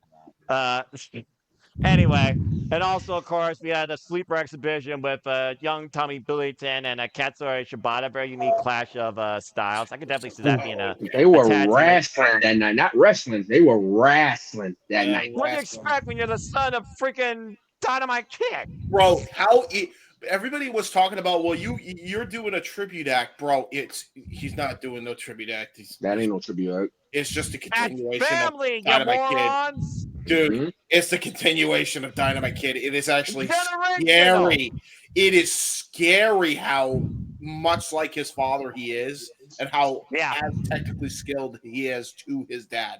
It scares me. Like, I'm like, okay. James,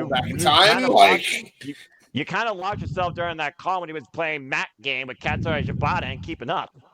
Well, that's what I'm saying. It's like this is like Tommy Billington, the way he was wrestling Tiger Mask, and like I was shocked at how eerily similar those two matches were when you compare it like that, because it's like, holy shit!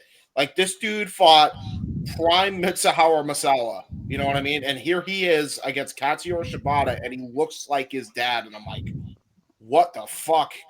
Like, nah, this is not right. Like, usually the son doesn't look as good as his dad. This is completely fucked me up here. Like, what? I mean, to be fair, I think this generation of young, hungry, promising, rising wrestlers that are even younger than Billy Starks, named Izzy Moreno, have proven that even if they're not from a generation of families in wrestling, a lot of the younger talent can actually surpass a lot of the veterans this day, or even those that came before them. And I think you could definitely say the same thing when it comes to somebody that is a legend, but still knows to find aloof that Billy Gunn in Dustin Rhodes. As Dustin Rhodes and Sammy Guevara to retain the Real World Tag Championships in the Violent War of the Righteous. Damn it, got that one wrong too. But I should have known better to bet against Dustin and comes to the Bullet Club. And Dustin also confirmed that he has re-signed with AEW. He stayed. Yes, he so good on him. And he's still a double champion, by the way. By the way, do you know, and this is, I know King and Eric know, so this is more of a question to JJ. Do you know that the Sons of Texas are a faction? Not just a tag team. I'll give you one guess as to who the other two members are, along with Sammy and Dustin. Easy guess. The Claw. Yeah, that Claw. Yeah, amen. Yeah, Devon Eriks. I cannot believe Dustin Rhodes. How weird was the Rhodes Christmas family dinner, by the way? Because he had to have been there with 2 championships. Cody has his one. It's like a neck brace. They're like, don't get me started on Cody, because Cody did something really stupid recently that made me go, oh wow, you really said that. You're making you really went there. Whoa. Yeah. Oh yeah, he's pulling a Homelander. We know this. But people might go, continue your point, James. But no, he looks at Dustin. He's like, so you lost our dad's belt, and he's like, yeah, and you lost our Winged Eagle Championship. Damn. Hey, he got his belt back, by the way. He got his belt back in the end. Honestly, James, I wouldn't be surprised if it was a little tense between Dustin and Cody right now after what Cody said recently. What did Cody say recently? So Cody Rhodes was asked about body shaming in wrestling. Oh, yeah. And Cody decided to talk about how wrestling is a vanity cosmetic business, and fans should be allowed to body shame wrestlers. And I was like, did you just forget who your dad was? Yeah, well, Uh, I mean, listen. The sad part is Cody isn't really wrong. Like, people have done that. Sadly, Well, I like, get here's where my he's. thing, like, I think he's going with the majority is going to look at somebody more attractive than the other. I think that's what he's saying. You know what I mean? Yeah, I can get that yeah. part, but it's like there are people that can't control how their body looks. I Like, agree. I agree. and I was like, dude, like, your dad was known because he wasn't like the strong, beefy, muscular wrestler. He was looking like an average. He literally was the normal, journeyman. everyday Yeah, Joe. He was the Yeah. common man. He literally was the common man looking for the American dream, and he was achieved just it. And that's why it he was so transcended. whiplashing when I heard Cody say that. I was like, Yes, Cody. but that's part of the deal, though. He's clearly gonna turn heel. Like, he's going full. It's gotta Homelander. happen. It's He's gotta going happen. full Homelander. And I'm ready for it, to be honest with you, because if anybody can Yeah, pull it off, you it's just Cody. gotta It bring is- on Anderson to his side. You just gotta bring on Anderson to his side with the Glock. But that being said, while you're pull out the Glock. Not Yeah, the you got goddamn the Glock. No. Yeah. Watch Leave out, the- Arn, he's armed. Anyway, Arn is armed. Cash There's your Wheeler, shirt where for are you. you at? We need a defense mechanism. Arn is armed. There's your new shirt coming to WWE shop. You know, I'm pretty sure this happened. You heard Minoru Suzuki pull a gun in a match. Yes, What? I did. And that don't surprise me. Minoru This is Suzuki a gun did DDT, during a isn't wrestling it? match This is- I think it was on a train, and then It I was just on Yeah, Bullet it's Train. DDT. It's Oh, DDT. yeah. I remember that now. DDT Yeah, it's breaks DDT. boundaries on Yeah, wrestling that too. normality. Yes, All right. JJ, you did not mishear that. That did happen. When I heard that's Minoru DDT. Suzuki did that, I just posted I'm pretty sure I posted the GIF of Dolph Ziggler saying it should have been me, and then you added in Arn Anderson and Dax and Wheeler looking at it right now. Yep. And we're Oh, like, it should jeez. have been me. It should have been me. Well, it should have been, what could have been, what is going to be. Let's go ahead and talk about the first week of the new year a little bit now, shall we? ROH, You're great gonna show. be I look forward. exhausted. That the end. What is sleep? Yeah, you're not wrong though, because what is sleep? You tell me. I mean, my year still happens after World's End. Of course, World's End we know will be the culmination of the Continental Classic and a bunch of other stuff too, including the Glamour. Mariah May defend the Ring of Honor Women's World. Wow, I'm tired. AEW Women's World Championship. Botch. Eric screwed up my brain. AEW Women's World Championship against Lamera Thunder Rosa in front of her father. We'll see what all that leads to at World's End. And then, of course, moving on from there, you guys will sleep on the 29th. I will not. I'll be watching Stardom Dream Kingdom exclusively on Bima pay-per-view, where I see if Saya Kamatani actually beats Tam Nakano for the World of Stardom Championship. Noah. Well, I mean, what's sacrifice when I look at my favorite week across all things wrestling every year with the Wrestle Kingdom week that's ahead? Because that's how you start off the year in professional wrestling, damn it. Don't at me. This is what I do. I'm an insane man. And you see the schedule. But of course, in between that, of course, we talked about before Shinsuke Nakamura. If he showed up at the United States Championship, then I will never disagree with JJ again. Shinsuke Nakamura, of course, will go up against Oka Sasaki, of course, in what is being called Oka's first dream in 2025. A former MMA fighter turned professional wrestler, very young in his wrestling career, taking on the King of Strong Style now under a Crimson Sun identity, which is very unique. 2 years returning back to the Arc, Pro Wrestling Noah. And then, of course, we go into Marigold, where Utami Hayashita, the Queen of Roses, she will go after the Marigold World Championship against Saray. Yes, that same Saray that was stereotypically booked in WWE. Unfortunately, thank Christ, that's no longer a thing, it seems, under Paul Trebek era. And then, of course, Stardom, we got Athena Anti-Mello returning, making her Japan debut at the Stardom New Year Dream Show, of course, and that's on January 3rd. And then, of course, Itinyon, Itingo, we got Wrestle Kingdom 19 and Wrestle Dynasty. And that doesn't include the fact that even before that, we got Fight for the Fallen. We know Julia Hart is going to take on Jamie Hayter. FTR is not coming alone, and who knows what the hell else will start when AEW officially goes to Max before we get into the new week with New Year's Dash and the Raw on Netflix, all within the first 7 days of the new year. So, quite an agenda if you ask me, and I'm all ready for it. So, that being said, what's everyone looking forward to the most at the start of the new year? How's your hype feeling outside wrestling or your life? Anyone's got New Year's resolutions? Well, let's see. My New Year's resolution is to survive. I mean, that's That- everybody's New that Year's. That's sounds everybody- like a normal everybody's. thing that we're Yeah, trying that to was do, about I to mean. say. I'm right there with you, buddy. My New Year's to hopefully. Hold make on, it- wait. Let JJ speak. Oh, JJ? sorry. Go ahead, he, JJ. he was in the middle of talking. Let him finish his thought. All right. right. My Yeah. New Year's Eric? resolution is to make NRE 10 very successful. Hey, There you A go. good one. That's a Like good one. that. As you were. JJ, what about you? What about you, bro? My New Year's resolution is to continue making Noah's life a living hell one Saturday a month. Ouch. Well, you certainly flipped the fucking script on that one, you something fucking supporter. How dare you?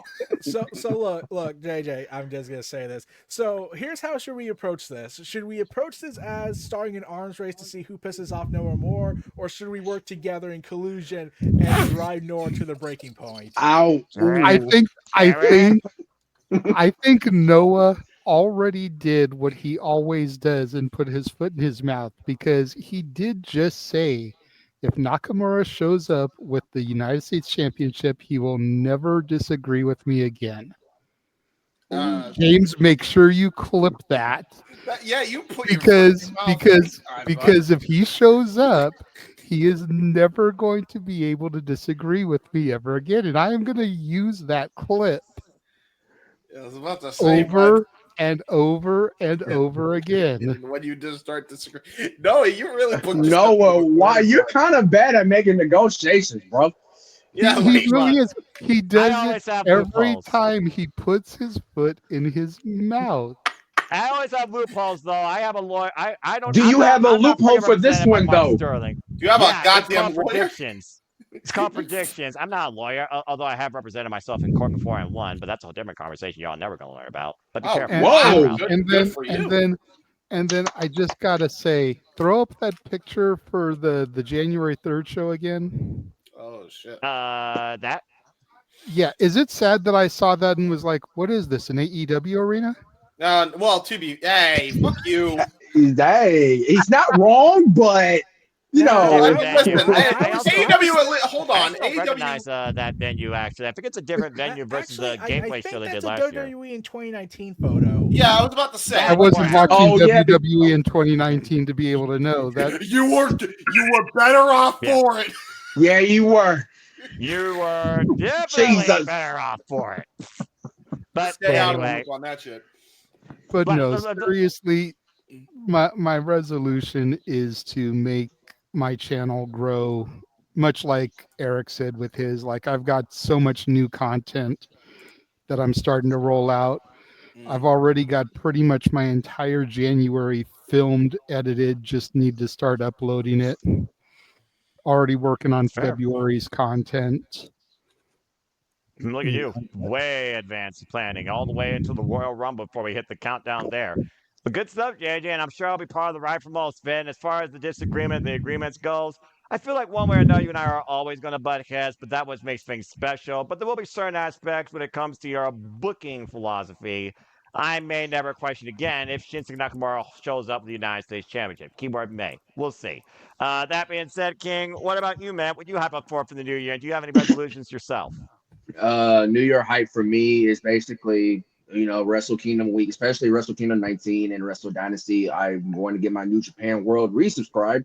I thought I was resubscribed, but I know I need to. And as far as resolution go, I got from all the way to July planned. As in April, I'm going to see Kendrick Lamar and SZA at AT&T Stadium on their tour in April. And then, of course, I'm going to be at Globe Life Field for AEW All In Texas in July. Oh, wow, man. Oh, wow. You're going all in. Man. Yes, I'm going y'all in.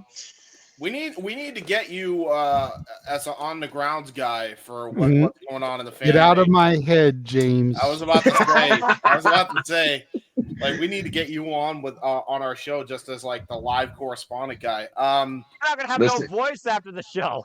Yeah, I'm not. That's why really, we but get him during the 0 hour. Yeah, exactly.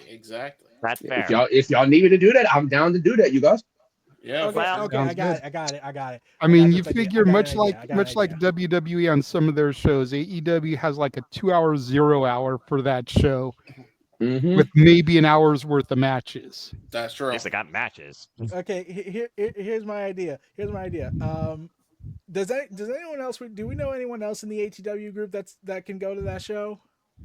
I think he's the only one close enough. He's close enough, but I'm debating. Okay.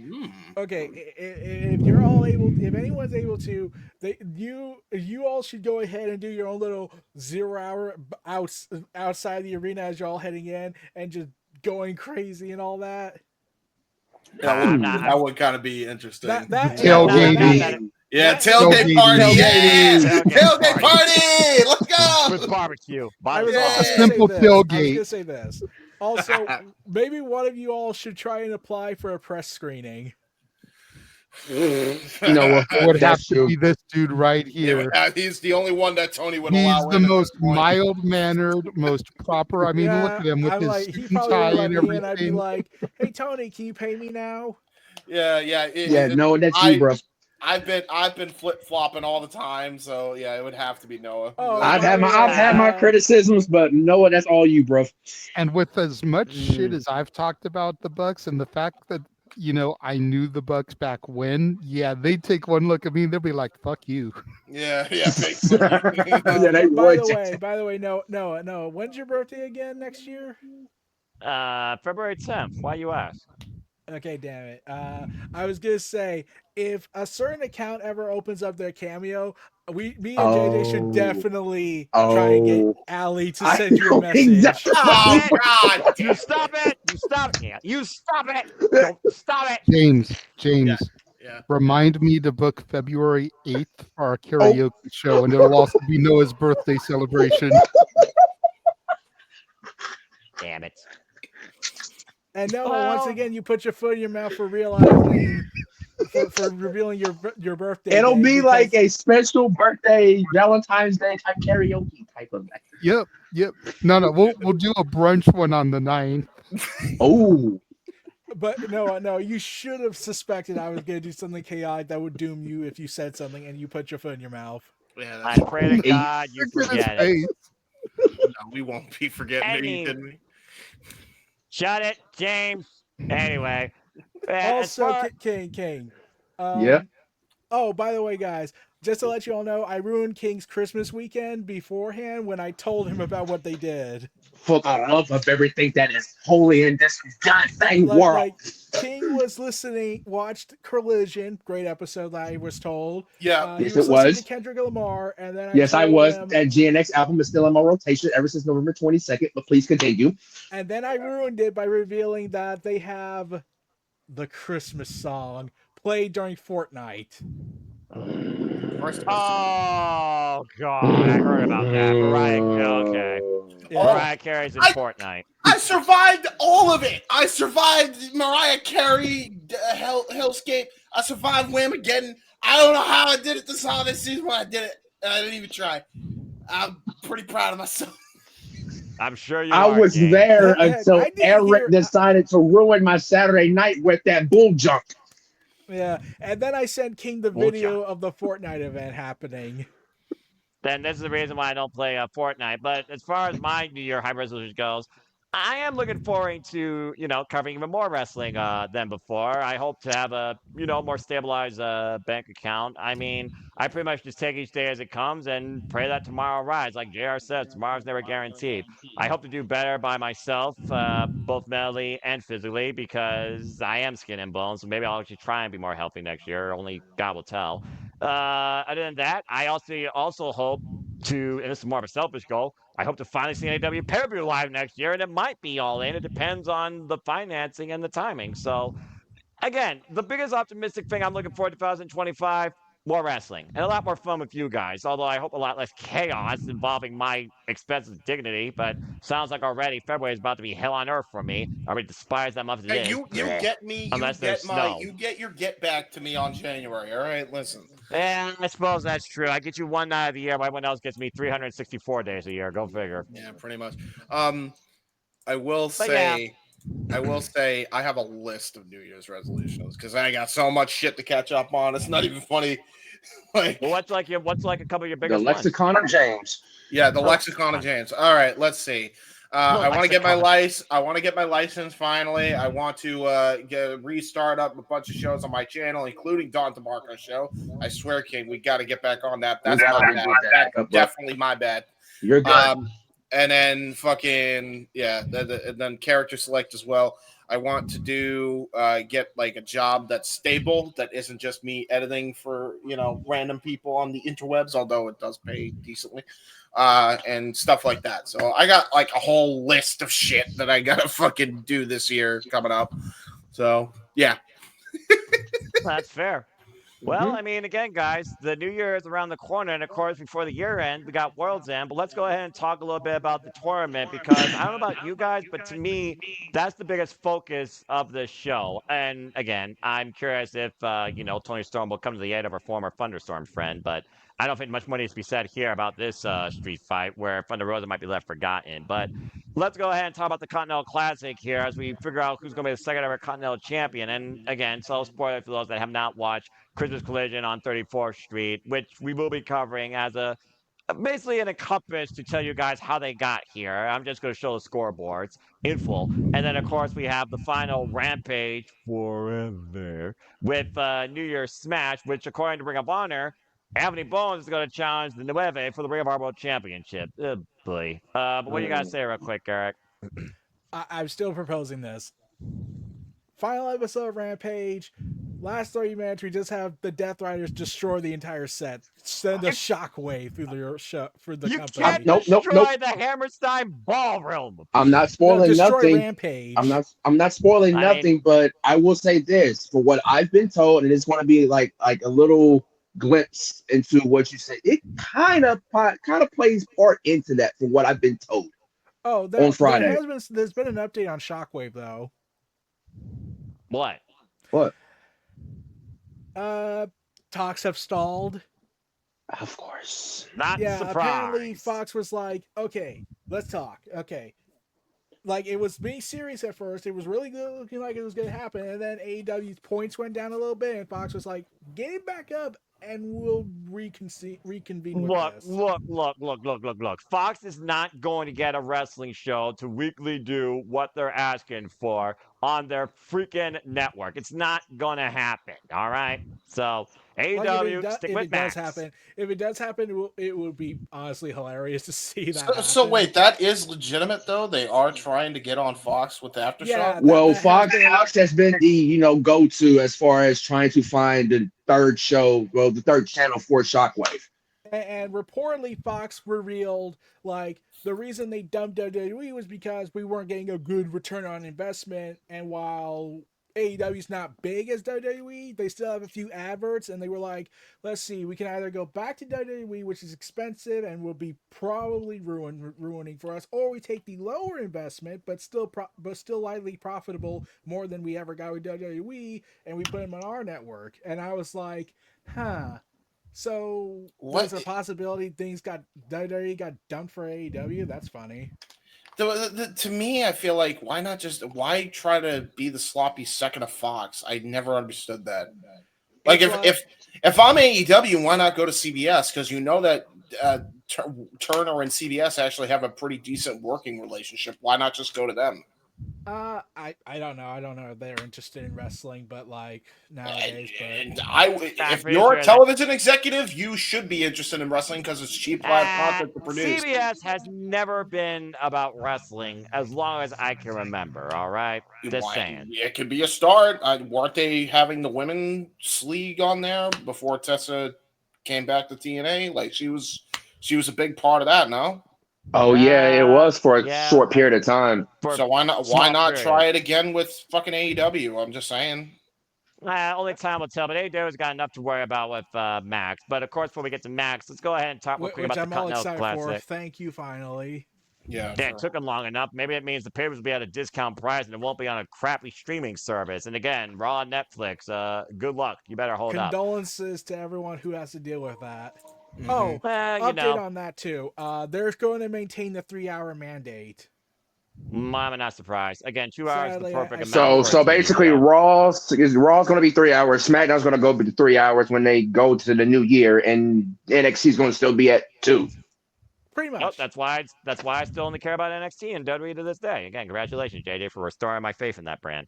Anyway, guys, so here's our Continental Classic. There's your final score. So there is your top two. It is Ricochet, and due to the fact that Kyle Castagnoli lost his final match to Commander, Will Ospreay in the Gold League, and the Blue League, it's Okada and Kyle Fletcher, and your semifinals are as thus, which means we're either getting Ricochet versus Ospreay revisited. We're going to see if Ospreay gets his win back. We're going to see if Okada and Ospreay's finally visit AEW, and if Okada can actually hold his championship, or if hell freezes over and the final is Ricochet versus Kyle Fletcher. But there's your final four, guys, for the Continental Classic. So before we conclude things here in a nice simple bow, I just want to go around the horn and see if you guys actually have a horse in this race to see who you think is going to win or who you want to see win. This year's Continental Classic become the second ever Continental Champion. And King, since you're probably the most familiar with this round of tournament besides me, I'll start with you. Who is your overall finals and your winner for the Continental Classic this year? As much as I want Okada to pass Chono for the most tournament wins in his career, the way how Kyle Fletcher has been booked and the way how Kyle Fletcher has faced Shelton Benjamin and Okada, though just those two matches alone that stood out to me as far as the C2, as far as Kyle Fletcher's standpoint of things, I want to see Kyle Fletcher take this thing. Yeah, that makes sense. Okay. I'm like, That's at fair. best, I can see Kyle Fletcher making it to the finals and fighting Okada because remember, they're still trying to get Okada and Omega ready. Yep, Each. they are.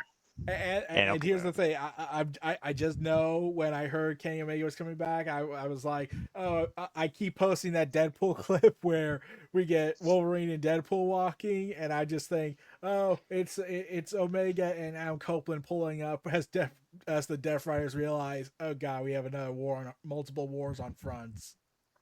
Yeah, about to say, and Omega, who wants to, of course, change the world. That was the original homage, of course, with AEW's existence. John Moxley wants to destroy the world and rebuild it. So whose ideology is stronger? You might literally get something as emotionally driven as Wrestle Kingdom 13 with Hiroshi Tanahashi and Kenny Omega. Speaking of which, Kenny Omega will be taking on Gabe Kidd at Wrestle Dynasty before Gabe Kidd takes on Tomohiro Ishii at Battle in the Valley. The same night that Sumi Sakai is having her trios retirement tag match. Her team consisting of Maya Iwatani and the magical girl Yuka Sakazaki, while Sumi Sakai is teaming with what the fuck is happening here? Hiromu Takahashi? Yeah, Hiromu Takahashi is leading a team of Mayu Iwatani and Yuka Sakazaki taking on Team Sumi Sakai, and she's teaming up with House of Torture's Evil and Ren Narita. Even! Yeah, I don't speaking get of that. New Japan, they're retiring the King of Pro Wrestling trophy. Oh, yeah. Oh, yeah, that's right. And that's being turned now into a number one contenders, Rambo, which of course will start January 4th. They finally got rid of one of their titles, for Pete's sake. Now that I forgot the six-man openweight championships at this point. Yes. Can we still bring back the Intercontinental Championship? But they got the global heavyweight nonsense with Yosuke and David Finlay. So it is what it is with that. Meh. That being said, Eric, I know you didn't follow the tournament much, but you know Okada. You know what he is. Do you have Okada winning this and surpassing Chono? I definitely just I think they should pull a surprise and have Kyle Fletcher beat Ospreay again and get to the finals, but he'll lose to Okada, no doubt, since they want to do Okada and Omega round 5, which will be an awesome clinic. Agree. But here's the thing, I there is one other thing I want to hope for 2025. Darby, please don't die.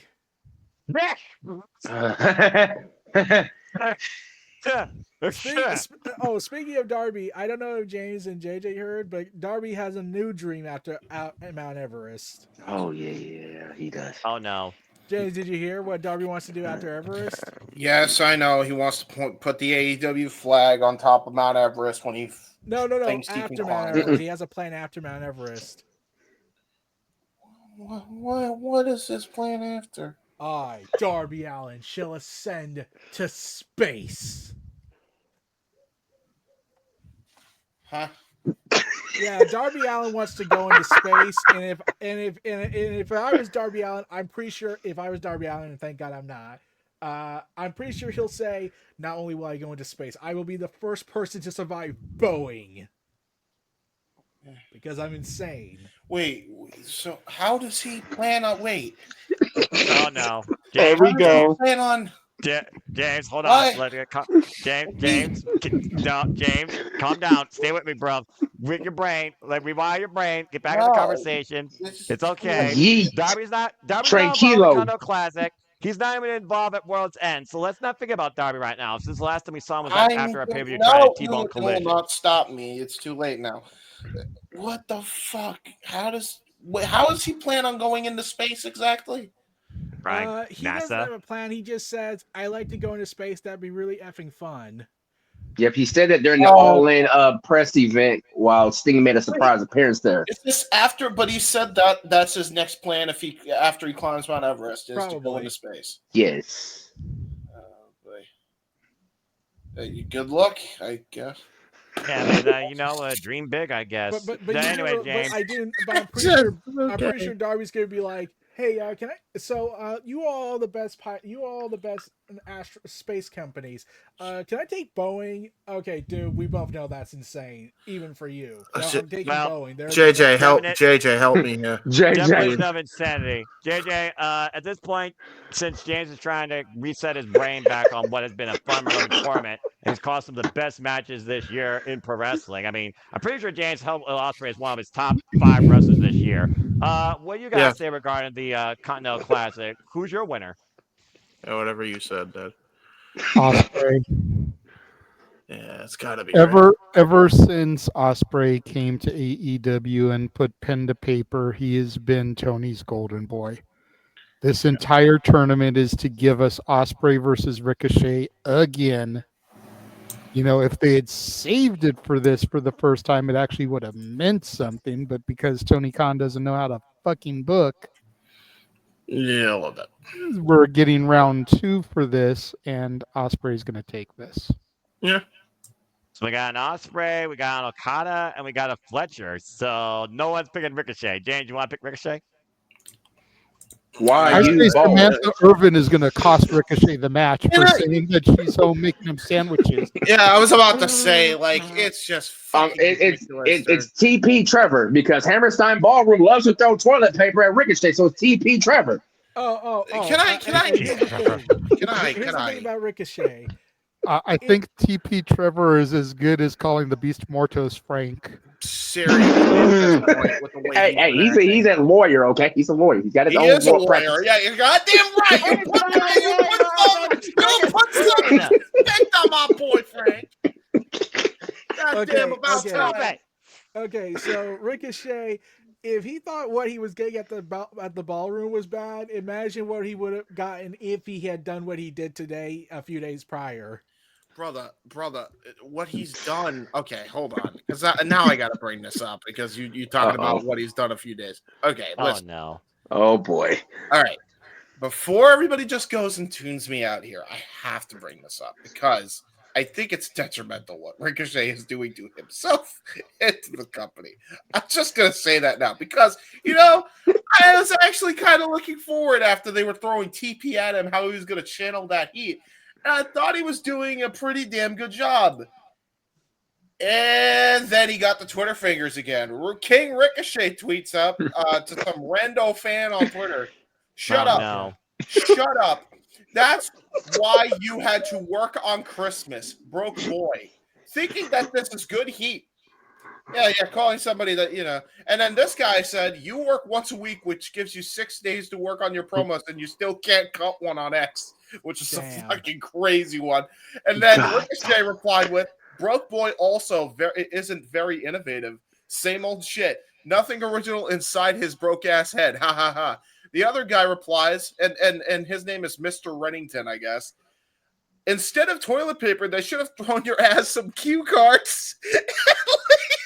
At least it would dispel the illiterate rumors. Here's my thing with this. Here's my thing with this. Read Ricochet's tweet again, the one before the cue cards. He said, boy also isn't very Jesus. innovative. Broke boy. Yeah. And the original tweet from Ricochet was broke boy, but he wants to call the dude hating on him redundant and Yeah. needing some new material.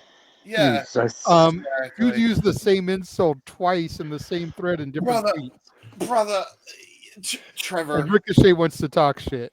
No, Trevor. TP Trevor. Two things. DP Trevor. Amen. Here's TP what I was just Trevor. gonna say. I think this might be the next version of you're my favorite mid Carter, Cody. Oh, don't get that started again. Oh, Jesus. Here we go. Remember that?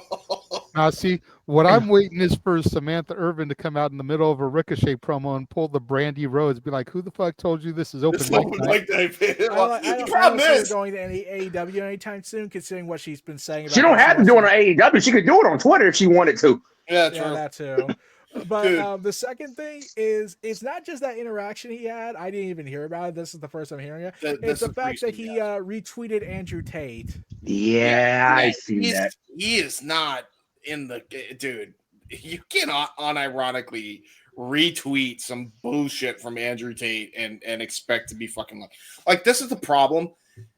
Get the fuck off Twitter, please, Trevor. Please get off Twitter. Here's what I said. I said, look, if AEW ever made the mandate of saying we're leaving Twitter to get away from that place and the insanity that's produced and go to Blue Sky, I'd be all for it. Well, that's what I'm The problem saying. is that they would then toxicize the Blue Sky app because That's of all that's another problem. Of Blue Sky, there's a new problem now. Well, we'll hold on before you even say that. My initial point why I brought that up about Ricochet, brother, you're not helping this. I know you think you are because you're getting heat and you got TP thrown at you by the Hammerstein Ballroom, which was admittedly a pretty good visual and a very good way to show that you could get heel heat and you actually got some pretty decent heat in the ring and you did the fucking cheap thing. That was great. That was fantastic. Then you had the tweet and it made it look bad. And then it completely undid all the work you did at Hammerstein, which I don't think you understand. Like, you think this is good and it's adding to your character. You're just being a dick on Twitter. I could fucking do that. Any one of us in this goddamn room. It doesn't take that much fucking effort to be a dick on social media, pal. It's not. I do it. He does it all the time. No. Don't not all the time. I don't do it all the time. Yeah, I that's just fair. do it That's fair. Sometimes. Sometimes. Sometimes I wake up in the morning, I get that hair up my ass, and I'm like, you know what? Today's a good day to go trolling. That's what I'm saying. Like, anybody control Trevor. There's so much more better use for your brain than that. But I control my trolling. Yes. Ricochet, you're not controlling you're not controlling your Twitter space at all, my guy. You think that retweeting Andrew Tate, saying all this shit about other fans and just shitting on them and pissing all over their Cheerios is the way to go to help your hero character, and it's a good way to blow off some steam. It's not helping. If anything, it makes the company look like shit because they said they were going to stop this toxic bullshit. Here you are actively participating in it and fucking doing the exact same thing that the company is calling other people out for. So not only are you making the company look like shit by doing this bullshit, but then here you are completely undoing all the fucking great work you just did inside New York City. What are we doing? Wasting time, and James, with do you that, know what this reminds me of? Go ahead. Okay, I got a question. Have you seen any of the Sony Spider-Man movies? Yes. Okay, I know where you're about to go with this. Did you hear what Sony did? Well, this happened today. I didn't know. Oh, okay, I heard about other stuff they were doing before then, Sony so I don't know this. this. Did this. Okay, everyone, I know you all had your opinions about our product, but we're here to just tell you straight up, we think things like Madam Web was excellent, and you are all wrong. It's your fault. It's the critics' fault for this. And I was like, yep. Oh, for fuck's sake. Yep. Yeah. All right. Well, I'm old. I'm tired, and I work with fucking children. And I'm pulling the plug on this. I did have one last thing I wanted to say. Wrap it up. You got 60 seconds, and I'm cutting you off. Okay. So, I think a war is about to break out in Blue Sky because the bots and crypto grifters have invaded. Oh no. As Well. such, I am prepared to go ahead and lead the charge and act like I'm that guy from Lord of the Rings that says, "Oh, Frodo." Okay. Yeah. Is that all you had? That's just, Really? He gave you 60 seconds and you end it with that? Well, the other thing is I could just go ahead and say I'll probably get, if I can, I'll get Allie to go ahead and make a special message for ATW. Oh, God damn it. Oh no! God damn it. I was trying. Well. Oh, dang. And now we've got full black. See what you did there? The years end, and I'm still surrounded by the same fucking idiots. My life is constantly in a loop of stupidity. Yeah. But this is the world you we still live got in. a shenanigans episode this Saturday. Mm-hmm. Well, thank God I don't host that. But that being said, yeah, we'll go Saturday after JJ, World's here's a End. question. Do you think of me showing up on open mic nights in the cards? Oh, God. Well, it's Saturday shenanigans now. Don't I don't know what open mic night is. Yeah, so it's Saturday Open mic shenanigans. night is, yeah. Yeah, it's retired. YouTube Now it's fucked Saturday that up. shenanigans. Open mic night is as dead as Rampage. Unfortunately. Well, It's Rampage the was- same concept. It just changed name. That's it. There you I go. Okay, mean, what's look, the name that's now? just It's been a debatable. minute. Saturday shenanigans. Okay, will there be a chance I show up on Saturday Shenanigans and drive Noah and everyone else insane? He's the host, so it depends if he can handle you. Yes. If not before, maybe for the February 8th episode where we do Noah's birthday. Oh, God. Yeah. Yeah. Karaoke and Eric on the same episode. Yeah, I got sick, so I'm Oh. probably not doing that. Yeah, with JJ and myself. Oh boy, that's not gonna. Yeah, no one's I'm gonna have not a sick, bad so day. I don't think I can do well on that. And I know A-Train's getting notification set in his phone so he can be in the chat room causing shit. I could be like, hello, knock, knock. Knock knock. Who there? King. It's me. I'm like, if Aye. I was capable of using props, I'd probably do this. I'd probably get the wood board and say, "Here's Eric." From The Knock, knock. Shining. Knock knock. Hey yo, who that? It's King. Check your PayPal. Pretty much it's like that every karaoke night. Pretty much. And just But remember, for everybody- January, I it's even said- songs I with even the said word this. I said something this in the one time. title. Yeah. Songs with something. Yeah, I actually thought about this saying this once, but I didn't. But if I would probably pay you guys to go ahead and try and convince Noah. Okay, Noah, you gotta do this for the group. You need to dress up in a full-on bunny outfit. Oh like, God.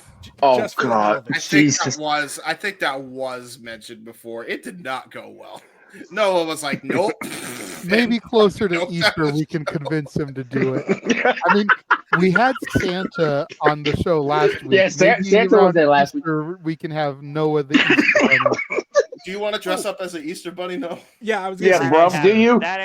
That ain't happening in an alternative lifetime, not let alone this one. I don't know. I mean, you did sing the Temptation Silent Night, and you did bring him home with Faith Hill. I mean, That is Oh, true. wait, Noah. And he I just owed remembered. both I those just remembered, performances. JJ. You're gonna Did like you not, this. A-Train? Noah, I remember. yes, this. he did. JJ. I just remember this. Noah, you said you would never disagree with JJ again if Shinsuke Nakamura shows up with the U.S. title. Does that mean that if JJ asks you, you'll have to agree by no choice? Oh. There's certain loopholes behind that logic, Eric. I'm a lawyer. I always will find a loophole against you motherfuckers. Yeah, And there I'm is. also finding a loophole right now in canceling you all from this stream. Happy New Year, folks. We'll see you in 2025. Stay tuned for World's End City Predicting. Stay tuned for World's End coverage. Saturday shenanigans. Eric's chaos will once again ensue, but I'm taking control and I'm a you all now sadistic find that too. mofo. Yeah, I know that. But until then, we are ATW. We are also Saturday Shenanigans. These are the freaking Yahoos I deal with on a virtual basis. I love them and I hate them, but they're okay in between all of that. And until next time, I leave you all with this. Make a positive impact in life and have a good night. We are ATW. I believe in Joe Henry, and I believe we're in for one hell of a sharp Oh my God. Wrestle Kingdom Week. And yeah, I did say his name. Damn it. Oh, I believe in Joe Hendry. Bink, bink. I had to get King at least once. And Someone else got Noah me 50 believes times. in Yay Alley. Oh God,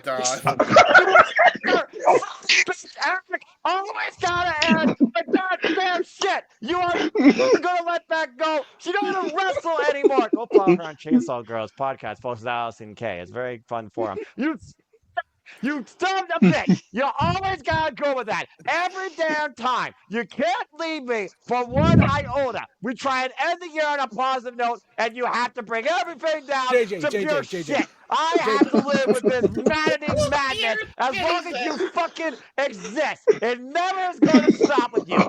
Listen, I can't expect anybody to mature outside me in this fucking internet wrestling community. Guys. What about me? Later. Okay, I'm just gonna say this. I'm gonna say this. I'm matured. I'm not sure too. What are you talking about? Barely. Okay, Oh, here's what barely. I'm just gonna say. I'm just gonna throw this out there. Should we make a Yay Alley shirt? Yay Alley She's merch. still going. He's still on Noah's neck. Yes.